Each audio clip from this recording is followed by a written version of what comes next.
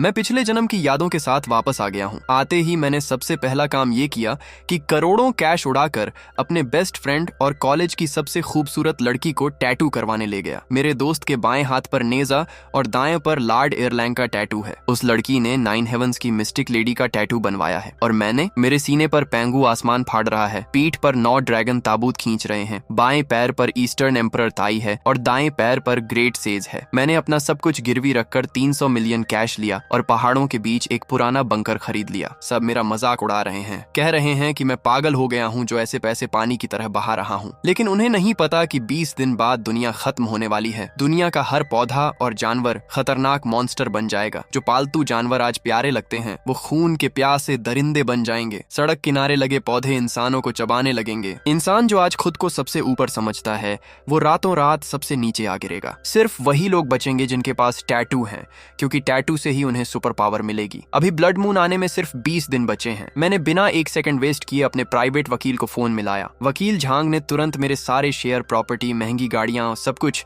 एक underground bank में गिरवी रख दिया। मेरी कुल दौलत 1 बिलियन से भी ज्यादा है। हाँ, मैंने सब कुछ दांव पर लगा दिया। मुझे बस कैश चाहिए, भले ही मुझे मेरे सामान की कीमत का 30% ही मिले। मुझे 24 घंटे के अंदर अपने अकाउंट में 300 मिलियन कैश चाहिए। फोन काटने के बाद मैंने जल्दी से 2 और नंबर मिलाए। आधे घंटे बाद मैं अपने बेस्ट फ्रेंड ब्लेड और झांगझोउ यूनिवर्सिटी की सबसे खूबसूरत और घमंडी लड़की सेरेना को लेकर झांगझोउ के सबसे secret underground ghost x tattoo parlour में था। वो दोनों बहुत हैरान थे। कायल, क्या तुम पागल हो गए हो? तुमने अपना सब कुछ गिरवी रख दिया सिर्फ हमें यहाँ टैटू बनवाने के लिए। कायल, तुम ये सब क्या कर रहे हो? अगर तुम वेनेसा के ब्रेकअप की वजह से पागल हो गए हो तो तुम्हें खुद को इस तरह बर्बाद करने की जरूरत नहीं है। मैंने उन दोनों की तरफ बहुत सीरियस होकर देखा। सेरेना, ब्लेड, मेरे पास समझाने का टाइम नहीं है। अगर तुम दोनों मुझ पर थोड़ा सा भी भरोसा करते हो तो बस आज मेरी बात मान लो। मेरी आंखों में वो सीरियसनेस देखकर जो उन्होंने पहले कभी नहीं देखी थी, दोनों ने दांत भींचकर हाँ कह दी। मैंने पार्लर के उस रफ टफ बूढ़े मास्टर की तरफ मुड़कर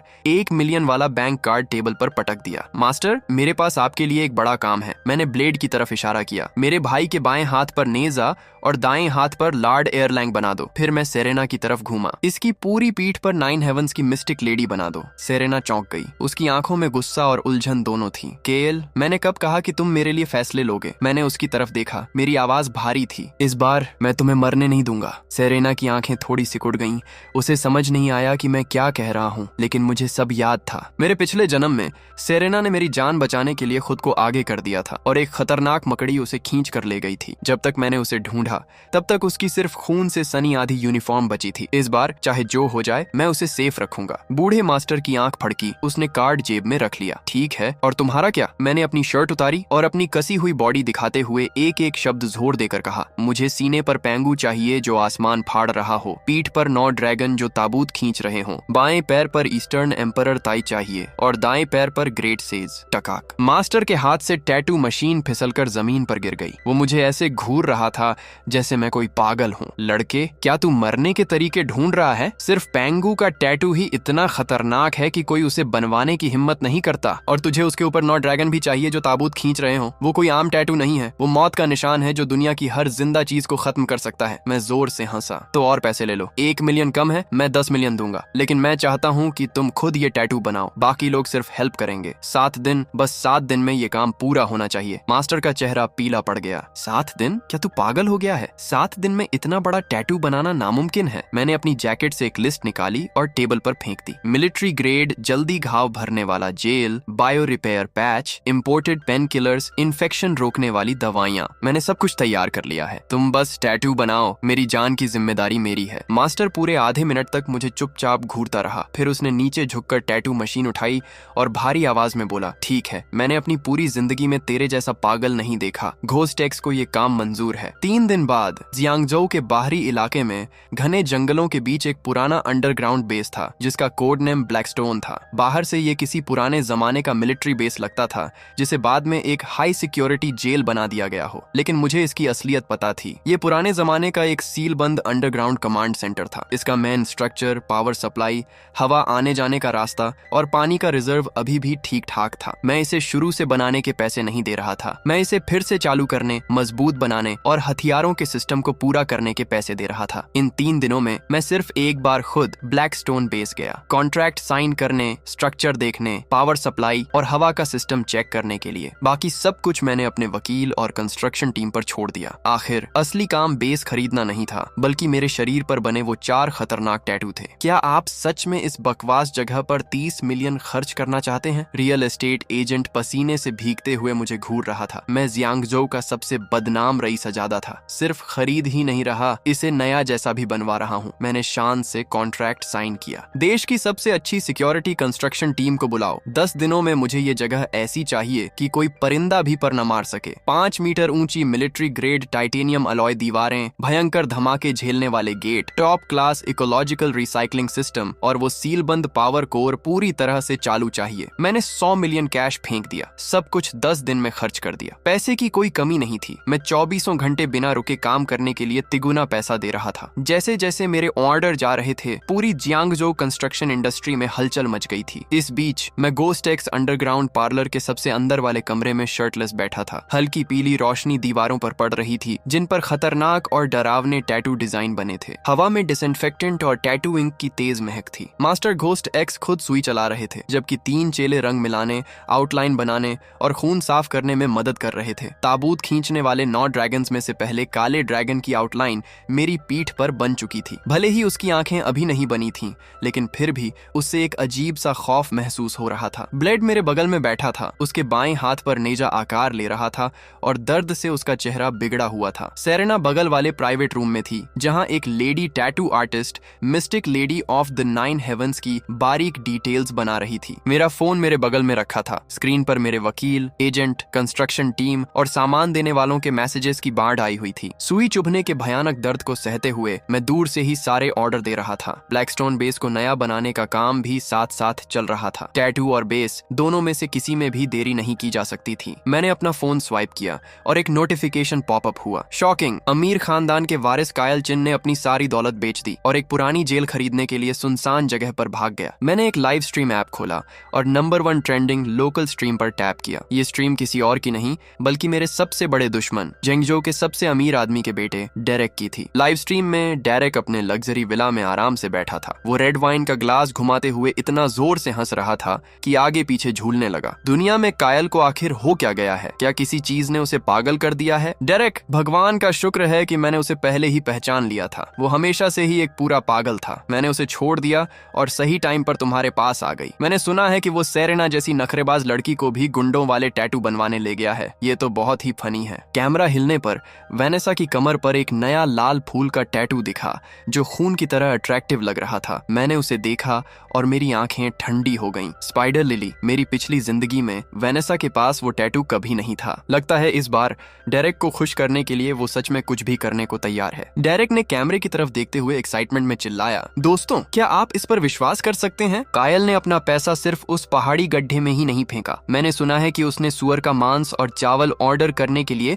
सुपरमार्केट में 100 मिलियन से ज्यादा खर्च किए हैं। वो वहाँ हमेशा के लिए रहने का प्लान बना रहा है। हाँ, चैट बॉक्स तुरंत फटने लगा। ये क्या बकवास है? गरीब होना सच में आपकी सोच को लिमिटेड कर देता है। क्या सारे अमीर लोग दिमाग से इतने ही तेज होते हैं? सेरेना लिटरली हमारी देवी है। वो सच में उसके पीछे एक बंकर में चली गई। Case close. कायल का दिमाग पक्का खराब हो गया है। कोई उसे सीधा पागलों के अस्पताल भेजो। इंटरनेट पर लगातार उड़ रहे मजाक और गालियों को देखकर ब्लेड गुस्से से कांप रहा था। कायल, वो कचरा डेरेक ऑनलाइन तुम्हारे खिलाफ नफरत फैला रहा है। मुझे जाकर उसका हिसाब किताब बराबर करने दो। उसे भूल जाओ। मैंने अपनी स्किन में चुभती सुई को महसूस किया और स्क्रीन पर डेरेक के घमंडी चेहरे को देखा। मेरा एक्सप्रेशन एकदम शांत था। जो जितना ऊपर चढ़ते हैं वो उतना ही जोर से गिरते हैं। ब्लेड, सामान वाली गाड़ियों पर नजर रखो। हमारे बेस में एक भी गलती नहीं होनी चाहिए। मेरे पुनर्जन्म को अब पूरे 7 दिन हो चुके थे। इन 7 दिनों में मैं इस अंडरग्राउंड रूम से मुश्किल से ही बाहर निकला था। मास्टर घोस्टैक्स और उनके 3 चेले शिफ्ट में काम करते थे। दिन में आउटलाइन बनाते, रात में रंग भरते और सुबह सुबह बारीक काम करते। काम को तेज रखने के लिए मैंने ब्लैक मार्केट से मिलिट्री ग्रेड जल्दी घाव भरने वाला जेल और बायो रिपेयर पैच भी मंगवा लिए थे। टैटू का हर हिस्सा पूरा होने के बाद मैं तुरंत उस पर जल्दी घाव भरने वाला जेल लगा देता था। इसके बिना इतनी स्पीड में मेरी स्किन कब की जवाब दे चुकी होती। 7वीं रात को देर से घोस्टैक्स पार्लर के अंदर टैटू मशीन की आवाज आखिरकार बंद हो गई। ब्लेड के नेजा और ट्रू लॉर्ड एयरलैंग 2 दिन पहले ही पूरे हो चुके थे। सेरेना के mystic lady of the 9 heaven पर आखिरी टच कल ही लग गया था और अब मेरे शरीर पर बने 4 महान खतरनाक टैटू आखिरकार पूरे हो गए थे। मेरे सीने पर पेंगू आसमान को चीर रहा था। मेरी पीठ पर 9 ड्रैगन ताबूत को खींच रहे थे। बाएं पैर पर ताई द ईस्टर्न एम्परर, दाएं पैर पर the great sage equal to heaven. Master Ghostax ने अपने ग्लव्स उतारे, मेरे शरीर पर बने टैटू को घूरा और एक लंबी सांस छोड़ी। ये हो गया है यंग मास्टर किन। मैंने अपनी पूरी जिंदगी में टैटू बनाए हैं और मैंने कभी इतना बड़ा काम हाथ में नहीं लिया। पेंगू आसमान को चीरता हुआ, 9 ड्रैगन ताबूत को खींचते हुए, Tai the eastern emperor the great sage equal to heaven. मैं बस इतना ही कहूंगा, इस सेट को किसी के भी सामने रख दो और कोई भी ये कहने की हिम्मत नहीं करेगा कि वो घोस्टैक्स से बेहतर कर सकता है। मैं टैटू चेयर से उठा। शीशे में वो चारों खतरनाक टैटू मेरे सीने, पीठ और दोनों पैरों पर फैले हुए थे। हर एक लाइन तीखी, पुरानी और भारी थी। खास तौर पर मेरी पीठ पर ताबूत खींचते हुए वो 9 ड्रैगन, 9 काले ड्रैगन मेरी रीढ़ की हड्डी के दोनों तरफ से ऊपर की तरफ घूम रहे थे। उनकी स्किन एक के ऊपर एक लेयर में थी। उनकी 9 पूंछें मेरी पीठ के बीच में आकर मिल रही थीं, जो एक पुराने काले ताबूत पर टिकी थीं, जिसे वो पूरी ताकत से खींच रहे थे। ताबूत के ऊपर लाल रंग की जंजीरें कसी हुई थीं। ये सिर्फ एक टैटू था, फिर भी इससे एक अजीब सा प्रेशर महसूस हो रहा था जिसे शब्दों में बयान नहीं किया जा सकता। ब्लेड मेरे चक्कर लगाने लगा। वो घबराकर अपना थूक निगलने से खुद को नहीं रोक पा रहा था। कायल, ये पागलपन है। अगर मैंने इसे अपनी आंखों से बनते हुए नहीं देखा होता तो मैं कसम खाकर कहता कि ये चीज रात में अपने आप हिल सकती है। मैंने अपनी शर्ट वापस पहन ली, टैटू को छुपा लिया। अभी ये सिर्फ टैटू है, जब ब्लड मून आएगा तो ये सच में जिंदा हो जाएंगे। ब्लेड ने पलकें झपकाई। Blood moon? मैंने तुरंत कुछ नहीं समझाया। मैंने बस अपना फोन उठाया और टाइम चेक किया। ब्लड मून आने में 12 दिन बचे थे। चलो चलते हैं। ब्लैकस्टोन बेस पर हमारे ड्यूम्सडे फोर्ट्रेस को चेक करने का टाइम आ गया है। 2 घंटे बाद हम झेंगजोउ के बाहरी इलाके में पहुंच गए। ब्लैकस्टोन नाम के अंडरग्राउंड बेस का पहला रेनोवेशन पूरा हो चुका था। Underground ventilation system, power core और इकोलॉजिकल रिसाइकलिंग सिस्टम सब फिर से चालू हो गए थे। अगले 12 दिनों तक मैंने शायद ही आराम किया। दिन के समय मैं खुद ब्लैकस्टोन बेस के आखिरी रेनोवेशन को देखता था। रात में मैं अपनी रीबर्थ पावर का इस्तेमाल करके उन चारों खतरनाक टैटू के साइड इफेक्ट्स को दबाता था। सामान से भरे ट्रक एक के बाद एक बेस में आने लगे। चावल, आटा, फ्रेश मीट, डिब्बा बंद खाना, पीने का पानी, medical supply, diesel, heavy duty of road गाड़ियां, बैकअप जनरेटर, मिलिट्री ग्रेड सुरक्षा के कपड़े, जिंदा रहने का हर सामान, मैंने सब कुछ खरीद लिया। बाहर की दुनिया को लग रहा था कि मैं पागल हो गया हूँ। सिर्फ मुझे पता था कि इंसानियत के बचने का टाइम खत्म हो रहा है। ब्लड मून से ठीक 1 दिन पहले आखिरी सामान ब्लैकस्टोन बेस के गोदाम में पहुंचा दिया गया था। चावल, आटा, पानी, डिब्बा बंद खाना, फ्रेश मीट, दवाई, डीजल जनरेटर और मिलिट्री का सामान 3 पूरे अंडरग्राउंड गोदामों में पहाड़ों की तरह रखा था, जो लगभग छत तक भरे हुए थे। ब्लेड गोदाम के दरवाजे पर खड़ा था। उसकी आंखें फटी की फटी थीं। कायल, क्या तुम सच में अगले 100 साल तक यहाँ रहने का प्लान बना रहे हो? सेरेना चुपचाप ये सब देख रही थी। उसे पहले से ही पता था कि मैं सामान जमा कर रहा हूँ, लेकिन जिंदा रहने के सामान से भरे इस अंडरग्राउंड गोदाम को देखकर वो हैरान थी। कायल, तुम आखिर किस चीज की तैयारी कर रहे हो? मैंने तुरंत जवाब नहीं दिया। इसके बजाय मैं गोदाम के बीच में गया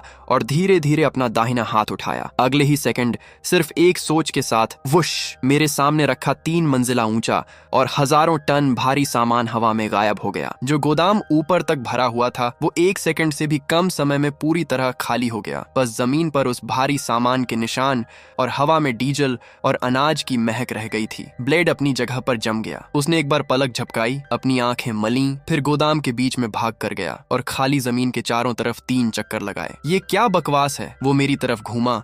उसकी आवाज कांप रही थी। कायल, वो सामान कहाँ गया? पूरा गोदाम भरा हुआ था। मैंने बस एक बार पलक झपकाई और हजारों टन सामान गायब हो गया। नहीं यार, यहाँ तो कोई खुफिया दरवाजा भी नहीं है। क्या तुम कोई जादू कर रहे हो? सेरेना का रिएक्शन ब्लेड जितना ड्रामेटिक नहीं था, लेकिन हमेशा शांत रहने वाली उसकी आंखों से भी शांति गायब थी। वो धीरे धीरे मेरे पास आई, मेरे दाहिने हाथ को घूरते हुए। कायल, ये सब क्या हो रहा है? मैं एक पल के लिए रुका। अब कुछ भी छुपाने का कोई मतलब नहीं था। ब्लड मून आने में 24 घंटे से भी कम समय बचा था। उन्हें सच जानना ही था। मैंने बोलना शुरू किया, ये मेरा सीक्रेट स्पेस है। ये मेरे अंदर हुए कुछ बदलावों से जुड़ा है। मैंने अभी भी अपने पुनर्जन्म के बारे में सब कुछ नहीं बताया। इसलिए नहीं कि मुझे उन पर भरोसा नहीं था, बल्कि इसलिए क्योंकि अभी बहुत ज्यादा बताने से उनके दिमाग पर बोझ ही बढ़ता। मैंने आगे कहा, तुम्हें बस इतना जानने की जरूरत है कि इस स्पेस में बहुत सारा सामान रखा जा सकता है और इसके अंदर टाइम लगभग रुक सा गया है। खाना खराब नहीं होगा, दवाइयां एक्सपायर नहीं होंगी, डीजल, हथियार, मेटल मेटल्स, ये सब हमेशा के लिए सुरक्षित रखे जा सकते हैं। ब्लेड का मुंह खुला का खुला रह गया। तो तुमने ये सब सामान गोदाम भरने के लिए नहीं बल्कि अपने साथ ले जाने के लिए जमा किया था? बिल्कुल। कायल, तुम हमसे और क्या क्या छुपा रहे हो? कल रात ब्लड मून, कल आधी रात को आसमान में जो चांद है वो खून जैसा लाल हो जाएगा। उसके ठीक बाद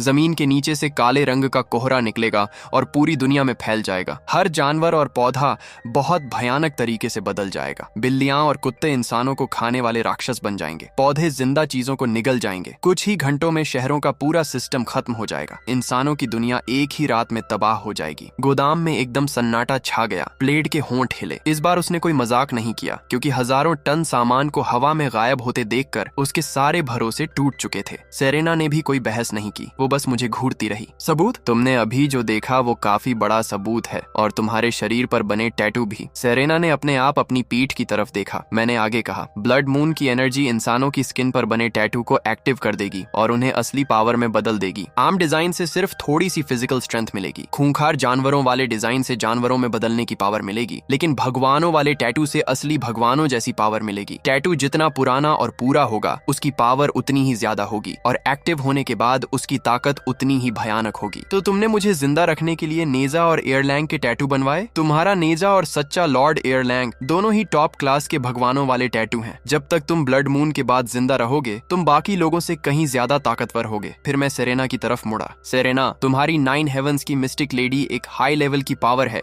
जो हमला करने, बचाव करने, जहर का असर कम करने और मैदान में बात करने के काम आती है। दुनिया खत्म होने पर जहर फैलना और दिमाग पर कंट्रोल करने वाले जानवर बढ़ते ही जाएंगे। तुम्हारा टैटू बहुत जरूरी है। तो तुमने सब कुछ बेच दिया, ब्लैकस्टोन बेस खरीदा, सामान जमा किया, हमें यहाँ टैटू बनवाने लाए। ये सब तुमने बिना सोचे समझे नहीं किया। तुम्हें पहले से ही पता था कि कुछ होने वाला है। हाँ, सेरेना के चेहरे पर जो हैरानी थी वो धीरे धीरे कम होने लगी और उसकी जगह टेंशन ने ले ली। ब्लेड का चेहरा तुरंत बदल गया। रुको कायल, मेरे पेरेंट्स का क्या? वो अभी भी साउथ डिस्ट्रिक्ट के ऑटो शॉप पर हैं। रिलैक्स, मैंने पहले ही लोगों को उन्हें लाने के लिए भेज दिया है। तुमने अभी क्या कहा? मैंने उसे गाड़ियों का लाइव वीडियो दिखाया। एक काले रंग की armoured SUV south district old street के बाहर रुकी। दरवाजे खुले और मिलिट्री जैसे कपड़ों में 2 बॉडीगार्ड्स ने एक मिडिल क्लास कपल को गाड़ी में बिठाया। वो आदमी छोटा और सांवला था। उसके हाथ बरसों से गाड़ियों का काम करने की वजह से ग्रीस से सने हुए थे। ब्लेड स्क्रीन को घूरता रहा। उसकी आंखें तुरंत लाल हो गईं। मैंने समझाया। मैंने उनसे कहा कि ब्लैकस्टोन बेस को मेंटेनेंस और लॉजिस्टिक्स स्टाफ की जरूरत है। मैंने तुम्हारे पेरेंट्स से पहले ही बात कर ली थी। उन्हें दुनिया खत्म होने के बारे में कुछ नहीं पता। उन्हें लगता है कि मैं उन्हें बेस पर कुछ दिनों के लिए अच्छे पैसों पर काम दे रहा हूँ। गाड़ियां 20 मिनट में आ जाएंगी। ब्लेड के होंठ कांपने लगे। काफी देर तक वो कुछ बोल नहीं पाया। अपनी पिछली जिंदगी में ब्लड मून आने के बाद ब्लेड अपने पेरेंट्स को बचाने के लिए साउथ डिस्ट्रिक्ट वापस जाने के लिए पागलों की तरह लड़ा था। लेकिन साउथ डिस्ट्रिक्ट ओल्ड स्ट्रीट पर तब तक बड़े बड़े चूहों ने कब्जा कर लिया था। उसे बस अपने पिता का टूटा हुआ पाना और अपनी माँ का पुराना एप्रन ही मिला था, जिसे वो कभी फेंक नहीं पाई थी। उसके बाद ब्लेड ने जानवरों को पागलों की तरह मारा था, जब तक कि वो खुद भी उनमें से एक नहीं बन गया। इस बार मैं उन्हें फिर से वो दर्द नहीं सहने दूंगा। मैंने उसके कंधे पर हाथ रखा। टेंशन मत लो, तुम्हारे पेरेंट्स की जिम्मेदारी इस बार मेरी है। ब्लेड ने अपना सिर नीचे कर लिया। उसके कंधे हल्के से कांपने लगे। काफी देर बाद उसने आखिरकार ऊपर देखा। उसकी आंखें लाल थीं। कायल, थैंक यू। मैं मुस्कुराया। सेरेना चुपचाप ये सब देखती रही। फिर उसने धीरे से पूछा, मेरे पिता का क्या? अकादमिक जियांग अभी सेफ है। तुम मेरे डैड को जानते हो? Jiang Chengyuan, dragon nation energy research institute के अकादमिक। 2 हफ्ते पहले मिलिट्री उन्हें कैपिटल के नीचे एक अंडरग्राउंड बेस में एक top secret energy core project पर काम करने के लिए ले गई थी। वो अभी ड्रैगन नेशन की सबसे सेफ जगहों में से एक है। और जहां तक तुम्हारी माँ की बात है, मैं हिचकिचाया। सेरेना की माँ बीमारी से सालों पहले गुजर चुकी थी। ये एक ऐसा घाव था जो कभी पूरी तरह भरा नहीं था। उसने आगे कुछ नहीं पूछा। उसने बस धीरे से सिर हिलाया। मैं समझ गई। मैंने उन दोनों की तरफ देखा। मेरी आवाज भारी हो गई। अब से ब्लैकस्टोन बेस पूरी तरह से लॉकडाउन है। कोई भी बेस से बाहर नहीं जाएगा। ब्लेड ने एक गहरी सांस ली और सिर हिलाया। सेरेना ने धीरे से अपना हाथ अपनी पीठ पर बने 9 हेवंस की मिस्टिक लेडी के टैटू पर रखा। मैंने अपनी नजर बेस के बाहर रात के आसमान की तरफ उठाई। सब कुछ तैयार है, अब बस तूफान के आने का इंतजार है। अगली सुबह ब्लैकस्टोन बेस के अंडरग्राउंड रहने की जगह में ब्लेड के पेरेंट्स को सबसे सेफ जगह पर ठहराया गया था। जू जियांगुओ जब जवान थे तब उन्होंने फौज में नौकरी की थी। उन्हें नहीं पता कि क्या होने वाला है, लेकिन ब्लैकस्टोन बेस की सुरक्षा देखकर उन्हें तुरंत समझ आ गया कि कुछ तो गड़बड़ है। उन्होंने कोई सवाल नहीं पूछा। उन्होंने बस ब्लेड के कंधे पर हाथ रखा और एक ही बात कही, मिस्टर चिन की बात मानना, अच्छे से काम करना। इस बीच गिलन सुबह से ही किचन में बिजी थी। हमारे लिए मोमोज बनाने की जिद कर रही थी। ब्लेड की आंखों में आंसू थे, फिर भी वो मुस्कुराते हुए खा रहा था। दुनिया खत्म होने से पहले घर का बना आखिरी गर्म खाना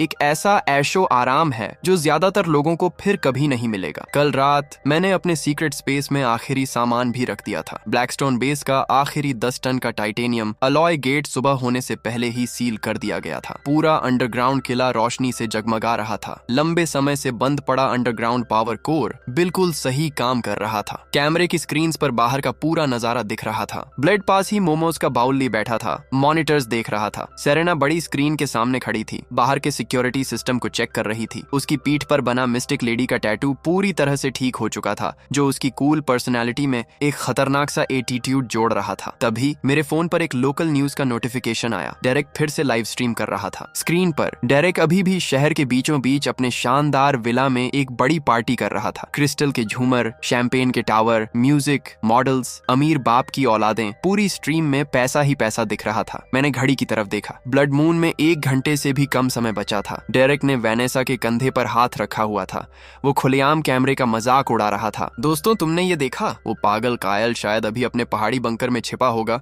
उसने अपनी सारी दौलत बेच दी, चावल और सुअर का मांस जमा कर लिया और सेरेना को टैटू बनवाने के लिए अपने साथ खींच ले गया। उसे सच में ये तो नहीं लगता ना कि दुनिया खत्म होने वाली है? हाँ, वैनेसा उसके सीने से लग गई और जोर जोर से हंसने लगी। ओ डेरेक, मैं सच में ये देखने के लिए इंतजार नहीं कर सकती कि कायल कल इसका क्या जवाब देगा। डेरेक ने अपना वाइन ग्लास घुमाया। उसकी मुस्कान और चौड़ी हो गई। अगर आज रात कुछ नहीं हुआ तो कल मैं खुद अपनी टीम लेकर उस पहाड़ पर जाऊंगा, उसके उस फालतू बंकर को तोड़ दूंगा और उसे खुद पागलों के अस्पताल में भर्ती करवा कर आऊंगा। लाइव स्ट्रीम की चैट मजाक, तानों और गालियों से भरी हुई थी, लेकिन ब्लैकस्टोन बेस के अंदर एकदम शांति थी। बस पावर कोर की हल्की सी आवाज आ रही थी। मैंने अपनी कलाई उठाई और टाइम चेक किया। 1349 और 50 सेकंड। ब्लड मून में बस 10 सेकंड बचे थे। बाहर की दुनिया अभी भी पार्टी कर रही थी। ब्लैकस्टोन बेस के अंदर बस पावर कोर की आवाज गूंज रही थी। 10 सेकंड बाद मैंने अपना कांटा और छुरी नीचे रख दी। उलटी गिनती 0 पर पहुंच गई। हवा में एक गहरी पुरानी सी गूंज हुई और पूरी नीली धरती जोर से कांप उठी। लाइव स्ट्रीम में डेरेक की घमंडी हंसी बीच में ही रुक गई, क्योंकि उसके विला की बड़ी बड़ी खिड़कियों के बाहर चमकीला सफेद चांद पल भर में भयानक खून जैसा लाल हो गया था, मानो कोई खून से सनी आंख दुनिया को घूर रही हो। और फिर जमीन के नीचे से घना काला कोहरा निकला, जो कुछ ही सेकंड में पूरे जियांगजोउ को निगल गया। ये क्या बकवास है? वो चीज क्या है? चांद सच में लाल हो गया। स्ट्रीम में डेरेक इतना हैरान था कि उसने जमीन पर गिरकर टूटते हुए अपने वाइन ग्लास पर भी ध्यान नहीं दिया। भौंक भौंक भौंक रोर। अचानक लाइव स्ट्रीम पर वैनेसा की बाहों में जो क्यूट सा कुत्ता था, उसने एक डरावनी दहाड़ मारी। लाखों दर्शकों के सामने उस कुत्ते का शरीर गुब्बारे की तरह फूल गया और उस पर हर जगह काले कांटे निकल आए। उसकी आंखें खून जैसी लाल हो गईं और उसके बड़े से जबड़े में ब्लेड जैसे तेज दांत थे। वो खतरनाक कुत्ता वैनेसा पर झपटा। उसके तेज पंजों ने उसके कंधे को चीर दिया और उसे जमीन पर पटक दिया। कैमरा जोर से हिला, स्पीकर्स से चीखें सुनाई दी। डेरेक, मुझे बचाओ! वैनेसा का चेहरा सफेद पड़ गया। उसने डेरेक की तरफ हाथ बढ़ाया, लेकिन डेरेक के होश उड़ चुके थे। वो पीछे की तरफ लड़खड़ाया। उसने वैनेसा के हाथ को लात मारी और चारों पैरों पर सीढ़ियों से ऊपर की तरफ भागने लगा। वैनेसा जमीन पर गिर पड़ी। उसके कंधे खून से सने थे। उसका पूरा शरीर कांप रहा था। डेरेक, मुझे बचाओ! लेकिन जवाब में उसे सिर्फ डेरेक की पीठ दिखाई दी, जो डर के मारे भाग रहा था। वो कुत्ता गुर्राया और फिर से पास आया। उसकी लाल आंखें वैनेसा पर टिकी थीं। स्ट्रीम में चैट बहुत तेजी से चल रही थी। कोई उसे बचाओ! डेरेक तो भाग गया। उसने कहा था कि वो उससे प्यार करता है, अब वो उसे छोड़कर भाग गया। वैनेसा की आंखों में उम्मीद धीरे धीरे खत्म होने लगी और उसकी जगह नफरत और गुस्से ने ले ली। जैसे ही वो मॉन्स्टर उस पर झपटने वाला था, वैनेसा की कमर पर बना लाल स्पाइडर लिली का टैटू अचानक एक डरावनी लाल रोशनी के साथ चमकने लगा। उसके नीचे लाल पंखुड़ियां चुपचाप खिलने लगीं और हवा में एक ठंडी अजीब सी मीठी खुशबू फैल गई। कुत्ते के मूवमेंट रुक गए, जैसे उसे किसी बहुत खतरनाक चीज की महक आ गई हो। उसकी लाल आंखों में डर साफ दिख रहा था। वैनेसा ने धीरे धीरे अपना सिर उठाया। उसकी आंखों के अंदर लाल फूलों का एक खेत खिल उठा, जिससे एक अजीब सी ठंडक फैलने लगी। क्यों? तुम भी मुझे छोड़कर क्यों भाग रहे हो? डेरेक सीढ़ियों तक पहुंच ही गया था कि उसने ये शब्द सुने। उसका शरीर सुन्न पड़ गया। वो पीछे मुड़ा और उसने देखा कि वैनेसा के नीचे स्पाइडर लिली खिल रही है। पंखुड़ियां उस कुत्ते के हाथ पैरों के चारों तरफ जिंदा चीजों की तरह लिपटी हुई थीं। जो जानवर कुछ पल पहले इतना खूंखार था, वो अब जमीन पर कांप रहा था, मानो कोई डरावना सपना देख रहा हो। वैनेसा ने दीवार का सहारा लिया और धीरे धीरे खड़ी हुई। उसके कंधे का घाव लाल फूलों के डिजाइन से ढक गया था। उसके पीले चेहरे पर एक अजीब सी मुस्कान आ गई। लाइव स्ट्रीम चैट पूरी तरह से पागल हो गई। हे भगवान, उसके पास पावर आ गई, उसके शरीर से फूल खिल रहे हैं। ये किस तरह की पावर है? ये तो बहुत ही डरावना है। अगले ही सेकंड स्क्रीन काली हो गई, स्ट्रीम बंद हो गई। मैं फोन की काली स्क्रीन को घूरता रहा। मेरे होठों पर एक ठंडी मुस्कान आ गई। अंडरवर्ल्ड की स्पाइडर लिली, ये मरे हुए लोगों की दुनिया में खिलती है और जो इसे देखते हैं वो कभी वापस नहीं आते। इस बार वैनेसा ने अपने लिए बिल्कुल सही रास्ता चुना है। कायल, बाहर बहुत तबाही मची है। ब्लेड कैमरे की स्क्रीन पर शहर के फुटेज को घूर रहा था। उसकी आवाज कांप रही थी। देखना बंद करो, खुद को संभालो। मैं मुड़ा और चिल्लाया, क्योंकि ठीक उसी वक्त ब्लड मून की एनर्जी 100 मीटर चट्टान को चीरते हुए हम तक पहुंच गई थी। ब्लेड और सेरेना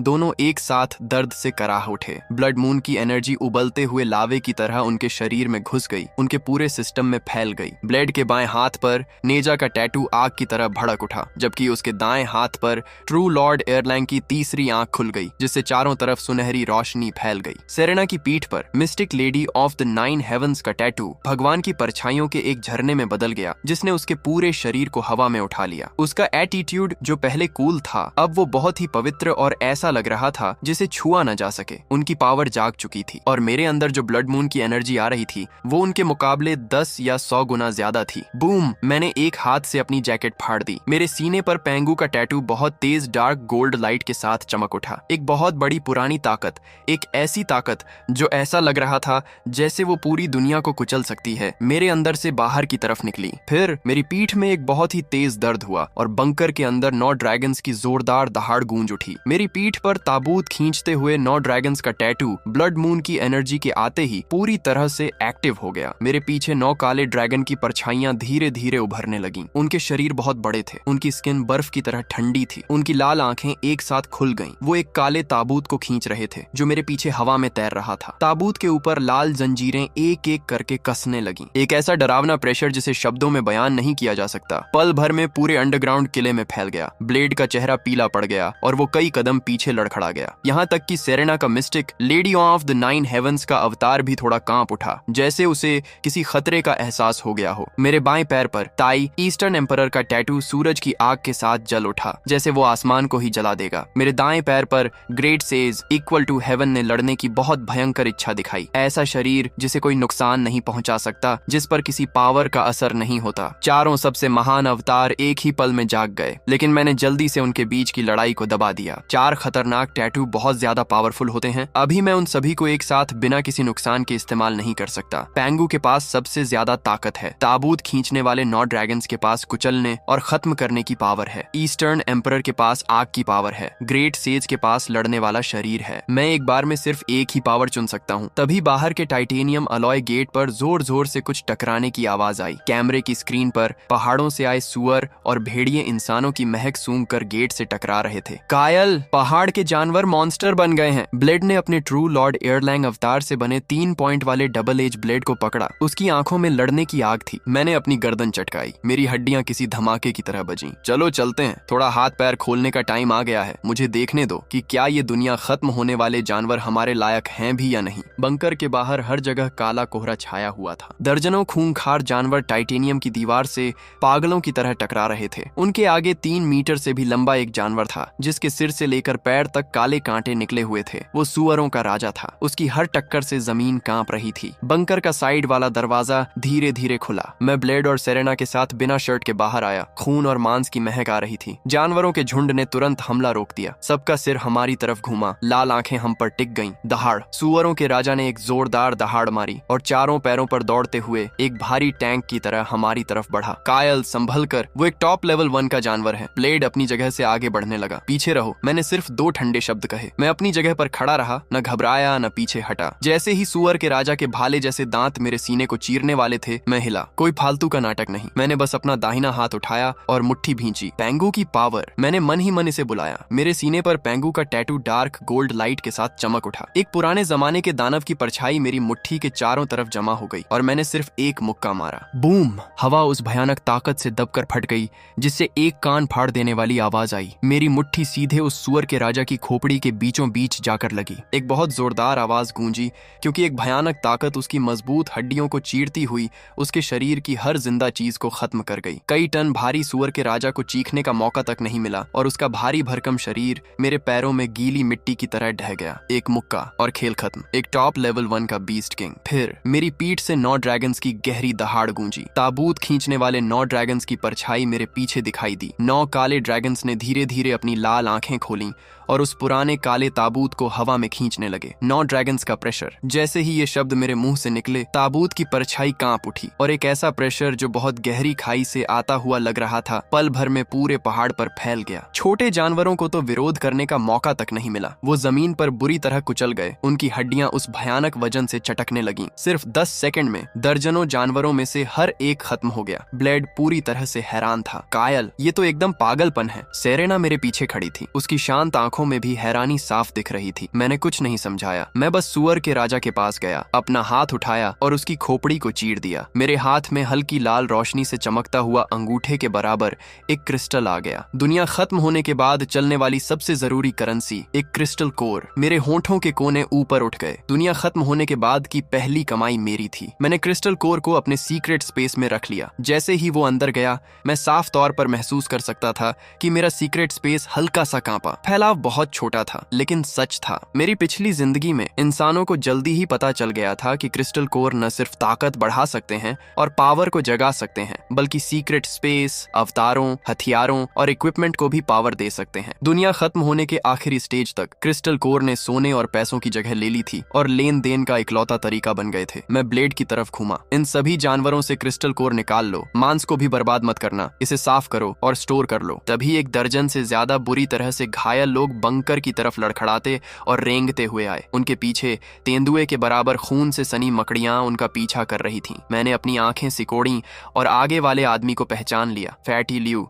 वो ठेकेदार जिसने ब्लैकस्टोन बेस का बाहरी काम संभाला था। मेरी पिछली जिंदगी में इन लोगों ने मुझे तब धोखा दिया था जब मैं मुसीबत में था। खुद को बचाने के लिए मुझे जानवरों के आगे धकेल दिया था। बॉस चिन, यंग मास्टर चिन, हमें बचाइए, हमें अंदर आने दीजिए, हम सब झेंगजोऊ से हैं, आप हमें ऐसे मरने के लिए नहीं छोड़ सकते। मैं वहां खड़ा उसे ठंडी नजरों से घूरता रहा। मरने के लिए छोड़ दूं? मेरी आंखों में एक ठंडी चमक आई। मेरी पिछली जिंदगी में जब तुमने मुझे भेड़ियों के आगे फेंका था, तो क्या तुमने कभी सोचा था कि हम सब झेंगजोऊ से हैं? फैटी ल्यू सुन्न रह गया। जाहिर है उसे नहीं पता था कि मैं किस बारे में बात कर रहा हूँ, लेकिन वो मेरी आंखों के एक्सप्रेशन पढ़ सकता था। ये किसी ऐसे इंसान का एक्सप्रेशन नहीं था जो लोगों को बचाता है। ये किसी ऐसे इंसान का एक्सप्रेशन था जो किसी मरे हुए आदमी को देख रहा हो। मैंने धीरे धीरे अपना दाहिना हाथ उठाया। मेरा बंकर कचरा नहीं उठाता। बात खत्म हुई। मैंने चुटकी बजाई और टाइटेनियम की दीवार में पल भर में बहुत ही भयंकर हाई वोल्टेज करंट दौड़ने लगा। आगे वाली मकड़ियां लाखों वोल्ट के झटके से तुरंत दूर जा गिरी। फैटी ल्यू डर के मारे जमीन पर गिर पड़ा। यंग मास्टर चिन, मैं गलत था, मैं सच में गलत था। मैंने उसे दोबारा पलट कर नहीं देखा। मैं बेगुनाहों को नहीं मारूंगा, लेकिन मैं अपने दुश्मनों को नहीं बचाऊंगा और मैं बुरे लोगों को मार दूंगा। मैं मुड़ा और वापस बंकर में चला गया। बड़ा सा टाइटेनियम का गेट धीरे धीरे बंद हो गया। बाहर की चीखें काले कोहरे में दब गईं। ब्लड मून के बाद का तीसरा दिन। बाहर की दुनिया पूरी तरह से नर्क बन चुकी थी।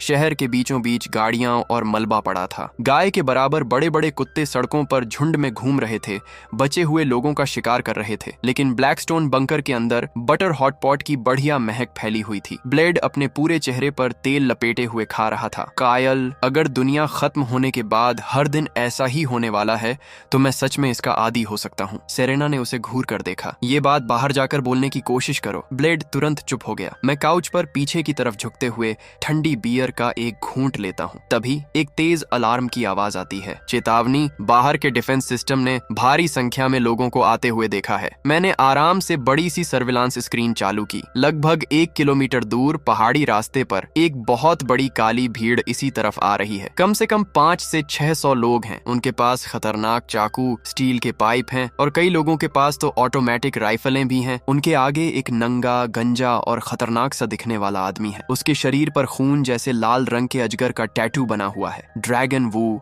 अजर ड्रैगन गैंग का बॉस। मेरी पिछली जिंदगी में दुनिया खत्म होने के शुरुआती दिनों में ही ड्रैगन वू ने अपने S class blood Python tattoo का इस्तेमाल करके सब में दहशत फैला दी थी। मैंने कभी नहीं सोचा था कि इस बार उसकी नजर मुझ पर पड़ेगी। सर्विलांस फीड में ड्रैगन वू अपने कंधे पर एक बड़ा सा चाकू रखे हुए गेट की तरफ जोर से चिल्ला रहा है। सुनो अंदर छिपे हुए कायर, मुझे पता है तुम्हारे पास पूरी जिंदगी के लिए खाने पीने का सामान है। अभी गेट खोलो, सारा सामान और औरतें हमारे हवाले कर दो। मेरा मूड अच्छा है, इसलिए मैं शायद तुम्हें जिंदा छोड़ दूं, वरना आज मैं तुम्हारे इस फालतू के कछुए वाले खोल को उड़ा दूंगा। इन कमीनों की हिम्मत कैसे हुई सेरेना की तरफ आंख उठाने की? मैं हंसा। कोई जल्दी नहीं है, मैंने इस डिफेंस सिस्टम पर करोड़ों खर्च किए हैं, इसकी आवाज भी तो सुननी चाहिए। बाहर ड्रैगन वो कुछ देर इंतजार करता है, कोई जवाब नहीं मिलता और वो गुस्से से पागल हो जाता है। मैं तुम्हें उंगली पकड़ाता हूँ और तुम हाथ पकड़ लेते हो। फायर! उस कमीने गेट को उड़ा दो। 3 रॉकेट लॉन्चर हवा में आग उगलते हुए गेट से टकराते हैं। कबूम! धमाके रात के आसमान में गूंजते हैं। अज़ूर ड्रैगन गैंग के गुंडे एक्साइटमेंट में चीखते हैं, क्या ये टूट गया? हाँ, ये कैसा डूम्सडे फोर्ट्रेस है? हमारे बॉस ड्रैगन वू के सामने ये बस एक टीन का दरवाजा है। लेकिन फिर जैसे ही धुआं साफ होता है, सबके चेहरों की मुस्कान गायब हो जाती है। Silver grey titanium alloy gate बिल्कुल वैसा ही खड़ा है, उस पर एक खरोंच तक नहीं है। ड्रैगन वू का चेहरा उतर जाता है। फायरिंग जारी रखो। लेकिन ठीक उसी वक्त दीवार के ऊपर लगे आर्मर्ड पैनल्स खिसक कर अलग हो जाते हैं। Click click click. 12 6 बैरल वाली गैटलिंग गन छिपे हुए हिस्सों से बाहर आती हैं।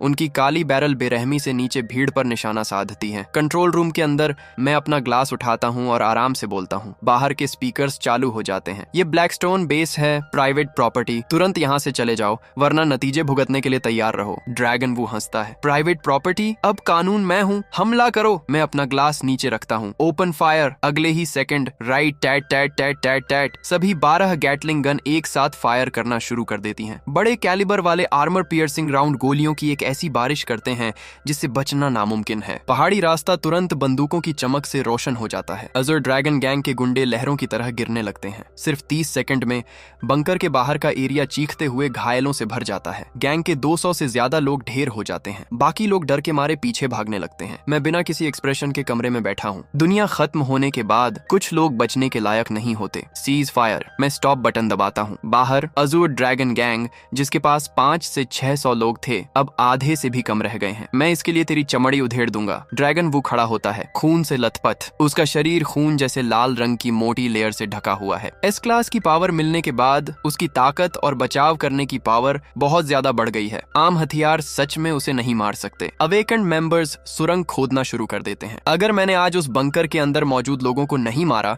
तो मैं कसम खाता हूँ कि मैं इंसान नहीं हूँ। कई गैंग मेंबर्स जिनके पास पेंगोलिन टैटू की पावर है, वो तुरंत अपनी पावर का इस्तेमाल करते हैं और जमीन में सुरंग खोदना शुरू कर देते हैं। मैं सर्विलांस फीड को ठंडी नजरों से देखता हूँ। मौत को बुलावा देने वाले बेवकूफ। ब्लेड, सेरेना, तुम लोग यहीं रहो, मैं जाकर कचरा साफ करके आता हूँ। टाइटेनियम अलॉय गेट धीरे धीरे खुलता है। मैं अकेला बाहर निकलता हूँ। ड्रैगन वो घमंडी स्माइल देता है। आखिरकार मरने के लिए बाहर आ ही गया। लड़कों, पकड़ो इसे। बाकी बचे 200 से ज्यादा गुंडे देखते हैं कि मैं अकेला हूँ और हथियारों के साथ आगे बढ़ते हैं। मैं अपनी जगह पर खड़ा रहता हूँ और धीरे धीरे अपना बायां पैर उठाता हूँ। ताई ईस्टर्न एम्परर टैटू बहुत तेज डार्क गोल्ड लाइट के साथ चमक उठता है। एक भयानक गर्मी की लहर जो आसमान को भी जला सकती है और हर चीज को पिघला सकती है, मेरे अंदर से बाहर निकलती है। असली सूरज की आग। मैं अपना पैर जोर से नीचे मारता हूँ। बूम! सुनहरी आग का एक समंदर लहरों की तरह बाहर की तरफ फैलता है। सामने खड़े दर्जनों लोग सुनहरी लपटों के छूते ही हवा में उड़ जाते हैं। जमीन झलकर काली हो जाती है। लोहे के हथियार पिघलकर लिक्विड बन जाते हैं। इस भयंकर गर्मी से हर कोई पागलों की तरह पीछे भागने लगता है। उन्हें मेरे करीब आने का हक भी नहीं है। सिर्फ एक ही हमले से 200 से ज्यादा गुंडे पूरी तरह से टूट जाते हैं। सिर्फ ड्रैगन वू बचता है। वो खुले में अकेला खड़ा है। उसके पैर कांपने लगते हैं और वो घुटनों के बल गिर जाता है। मॉन्स्टर, तुम किस तरह के मॉन्स्टर हो? मैं एक एक कदम बढ़ाते हुए उसके पास जाता हूँ। अब डर लग रहा है? बहुत देर हो चुकी है। ड्रैगन वू वहीं घुटनों के बल बैठा रहता है, मुझे करीब आते देखता है। उसका दिमागी संतुलन पूरी तरह से बिगड़ चुका है। ये नामुमकिन है। मैं एक एस क्लास अवेकेंड हूँ। मैं तुमसे हार नहीं सकता। उसकी आंखों में पागलपन आ जाता है। वो अपनी ही जीभ काट लेता है और अपने सीने पर बने ब्लड पाइथन टैटू पर खून थूकता है। एक अजीब सी चीख के साथ ड्रैगन वू का शरीर बदलने लगता है। उसकी हड्डियां अजीब तरह से खिंचने और लंबी होने लगती हैं। उसकी स्किन पर स्केल्स आने लगते हैं। उसका पूरा शरीर 20 मीटर से भी लंबे और पानी के टैंक जितने मोटे एक सांप में बदल जाता है। एक डरावना blood Python S class tattoo. मैं तुझे जिंदा निगल जाऊंगा। ब्लड पाइथन अपना जबड़ा इतना बड़ा खोलता है कि एक कार को निगल जाए और सीधा मुझ पर झपटता है। खून की बदबू मेरे चेहरे पर आती है। कंकड़ पत्थर उसके बड़े से मुंह में उड़ने लगते हैं। तुझे लगता है कि बड़ा होने से कोई फर्क पड़ता है? मैं मजाक उड़ाता हूँ और अपना दाहिना पैर आगे बढ़ाता हूँ। Great sage equal to heaven. ऐसा शरीर जिसे कोई नुकसान नहीं पहुंचा सकता। मेरे दाएं पैर पर ग्रेट सेज टैटू सुनहरी रोशनी के साथ चमक उठता है। एक न रुकने वाली, आसमान को हिला देने वाली लड़ाई की इच्छा आसमान की तरफ बढ़ती है। अगले ही सेकंड सुनहरी रोशनी रोशनी की एक लेयर मेरे पूरे शरीर को ढक लेती है। मेरी हड्डियां किसी धमाके की तरह बजती हैं और मेरा खून लावे की तरह उबलने लगता है। मेरे पीछे एक युद्ध की परछाई धीरे धीरे उभर कर सामने आती है, जो सुनहरे चेनमेल आर्मर और फीनिक्स विंग वाले सुनहरे मुकुट पहने हुए है। जैसे ही वो सुनहरी आंखें खुलती हैं, ऐसा लगता है जैसे ऊपर छाया काला कोहरा भी फट जाता है। ब्लड पाइथन मुझे मारने के लिए झपटता है। मैं पीछे नहीं हटता, मैं आगे बढ़ता हूँ, आसमान में एक तोप के गोले की तरह। फैम, मेरा पैर ब्लड पाइथन के निचले जबड़े पर जोर से पड़ता है, जिससे उसका भारी भरकम सिर पीछे की तरफ चला जाता है। ब्लड पाइथन दर्द से चीखता है। उसका भारी शरीर मुझे नीचे गिराने के लिए पागलों की तरह तड़पता है, लेकिन मैं उसकी खोपड़ी के ऊपर मजबूती से खड़ा रहता हूँ। मेरे पैर ऐसे जमे हैं जैसे वो किसी पहाड़ पर गड़े हों, 1 इंच भी नहीं हिलते। ब्लड पाइथन गुस्से से दहाड़ता है। उसकी भारी पूंछ मेरी तरफ तेजी से आती है। जैसे ही पूंछ आगे बढ़ती है, उसके रास्ते में आने वाला हर पत्थर और पेड़ टकराकर चकनाचूर हो जाता है। मैं अपना दाहिना हाथ उठाता हूँ। मेरे पीछे जो ग्रेट सेज की परछाई है, वो भी वैसा ही करती है। खाली हवा में सुनहरी लड़ाई की इच्छा से जलता हुआ एक लंबा डंडा धीरे धीरे आकार लेने लगता है। डंडे के ऊपर 1-1 इंच पर पुराने डिजाइन चमकने लगते हैं। Golden causal. जैसे ही मेरी उंगलियां उस गोल्डन कजल की परछाई को पकड़ती हैं, मेरे शरीर के हर हिस्से में लड़ाई की एक अजीब सी भयंकर इच्छा दौड़ जाती है। फ्रीज। मैं डंडे को हॉरिजॉन्टल घुमाता हूँ। बूम। गोल्डन कजल की परछाई और ब्लड पाइथन की पूंछ आमने सामने टकराते हैं। हवा फट जाती है। शॉकवेव एक तूफान की तरह बाहर की तरफ फैलती है। वो पूंछ जो एक आर्मर्ड गाड़ी को तोड़ सकती थी, इस एक झटके से इतनी जोर से टकराती है कि उसके स्केल्स टूटकर बिखर जाते हैं और वो पीछे की तरफ उड़ जाती है। पहली बार उस ब्लड पाइथन की आंखों में डर दिखाई देता है, जो कभी ड्रैगन वू था। ये नामुमकिन है। मैं एक एस क्लास ब्लड पाइथन हूँ। तुम मुझे कैसे हरा सकते हो? मैं उसके सिर के ऊपर खड़ा रहता हूँ, नीचे देखता हूँ। मेरी नजरें एकदम ठंडी हैं, क्योंकि तुम्हारा वो एस क्लास एक खतरनाक टैटू के सामने कुछ भी नहीं है। जैसे ही ये शब्द मेरे मुंह से निकलते हैं, मैं गोल्डन कजल को दोनों हाथों से पकड़ता हूँ और उसे ऊपर उठाता हूँ। मेरे पीछे जो ग्रेट सेज की परछाई है, वो उसी पल साइज में बहुत बड़ी हो जाती है। 10 मीटर, 30 मीटर, 50 मीटर, जब तक कि वो आखिरकार एक बहुत बड़ा सुनहरा वॉर गॉड का अवतार नहीं बन जाती। उसके पैर काले कोहरे पर टिके हैं। उसका सिर आसमान को छू रहा है। उसके हाथों में गोल्डन कजल उस खंभे की तरह नीचे आता है, जो आसमान को थामे हुए है। पहाड़ों को कुचलने और नदियों को फाड़ने वाली भयंकर ताकत के साथ सीधे ब्लड पाइथन के नाजुक हिस्से पर निशाना साधता हूँ। Demon slayer strike. बूम। जैसे ही डंडा नीचे आता है, पूरा पहाड़ हिल जाता है। जमीन फट जाती है। पत्थर आसमान की तरफ उड़ते हैं। ब्लड पाइथन का भारी शरीर सीधा जमीन के अंदर धंस जाता है। उसके नाजुक हिस्से के स्केल्स टुकड़े टुकड़े होकर फट जाते हैं। लड़ाई की भयंकर ताकत उसकी हड्डियों में आर पार हो जाती है और उसके शरीर के अंदर बची हुई हर एक जान को खत्म कर देती है। ब्लड पाइथन की पुतलियां जोर से सिकुड़ जाती हैं। उसका भारी शरीर कुछ बार कांपता है, फिर पूरी तरह से शांत हो जाता है। पहाड़ पर फैला काला कोहरा बची हुई शॉकवेव से उड़ जाता है। मैं गोल्डन कजल की परछाई को हटा देता हूँ और मजबूती से अपने पैरों पर खड़ा हो जाता हूँ। मेरे पीछे से ग्रेट सेज की परछाई धुंधली हो जाती है।